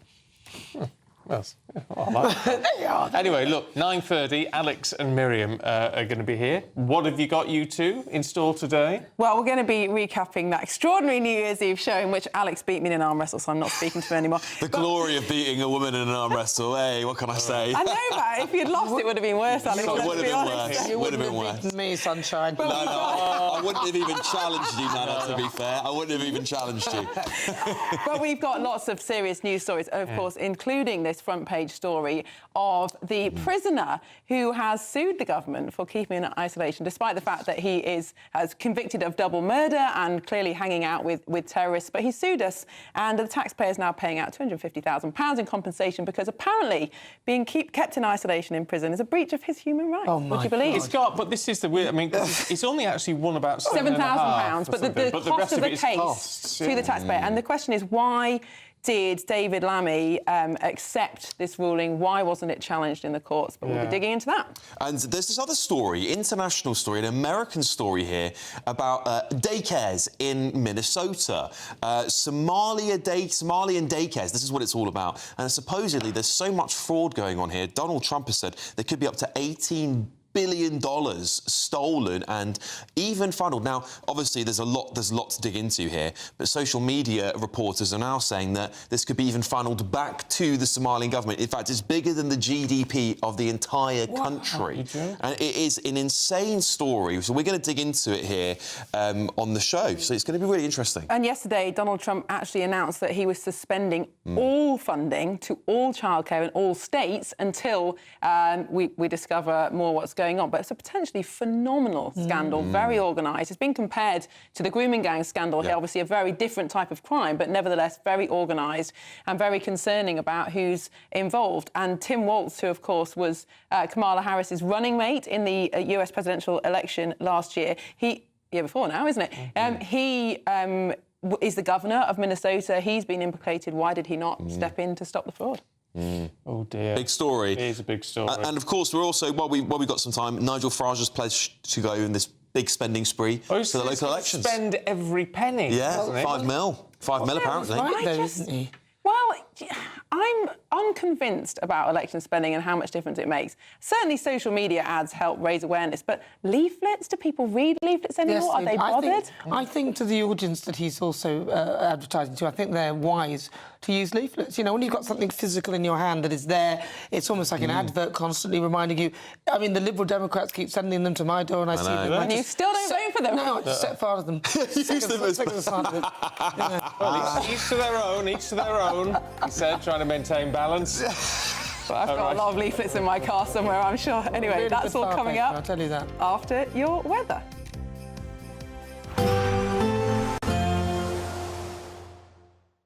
Expect warm spells with the odd rude interruption.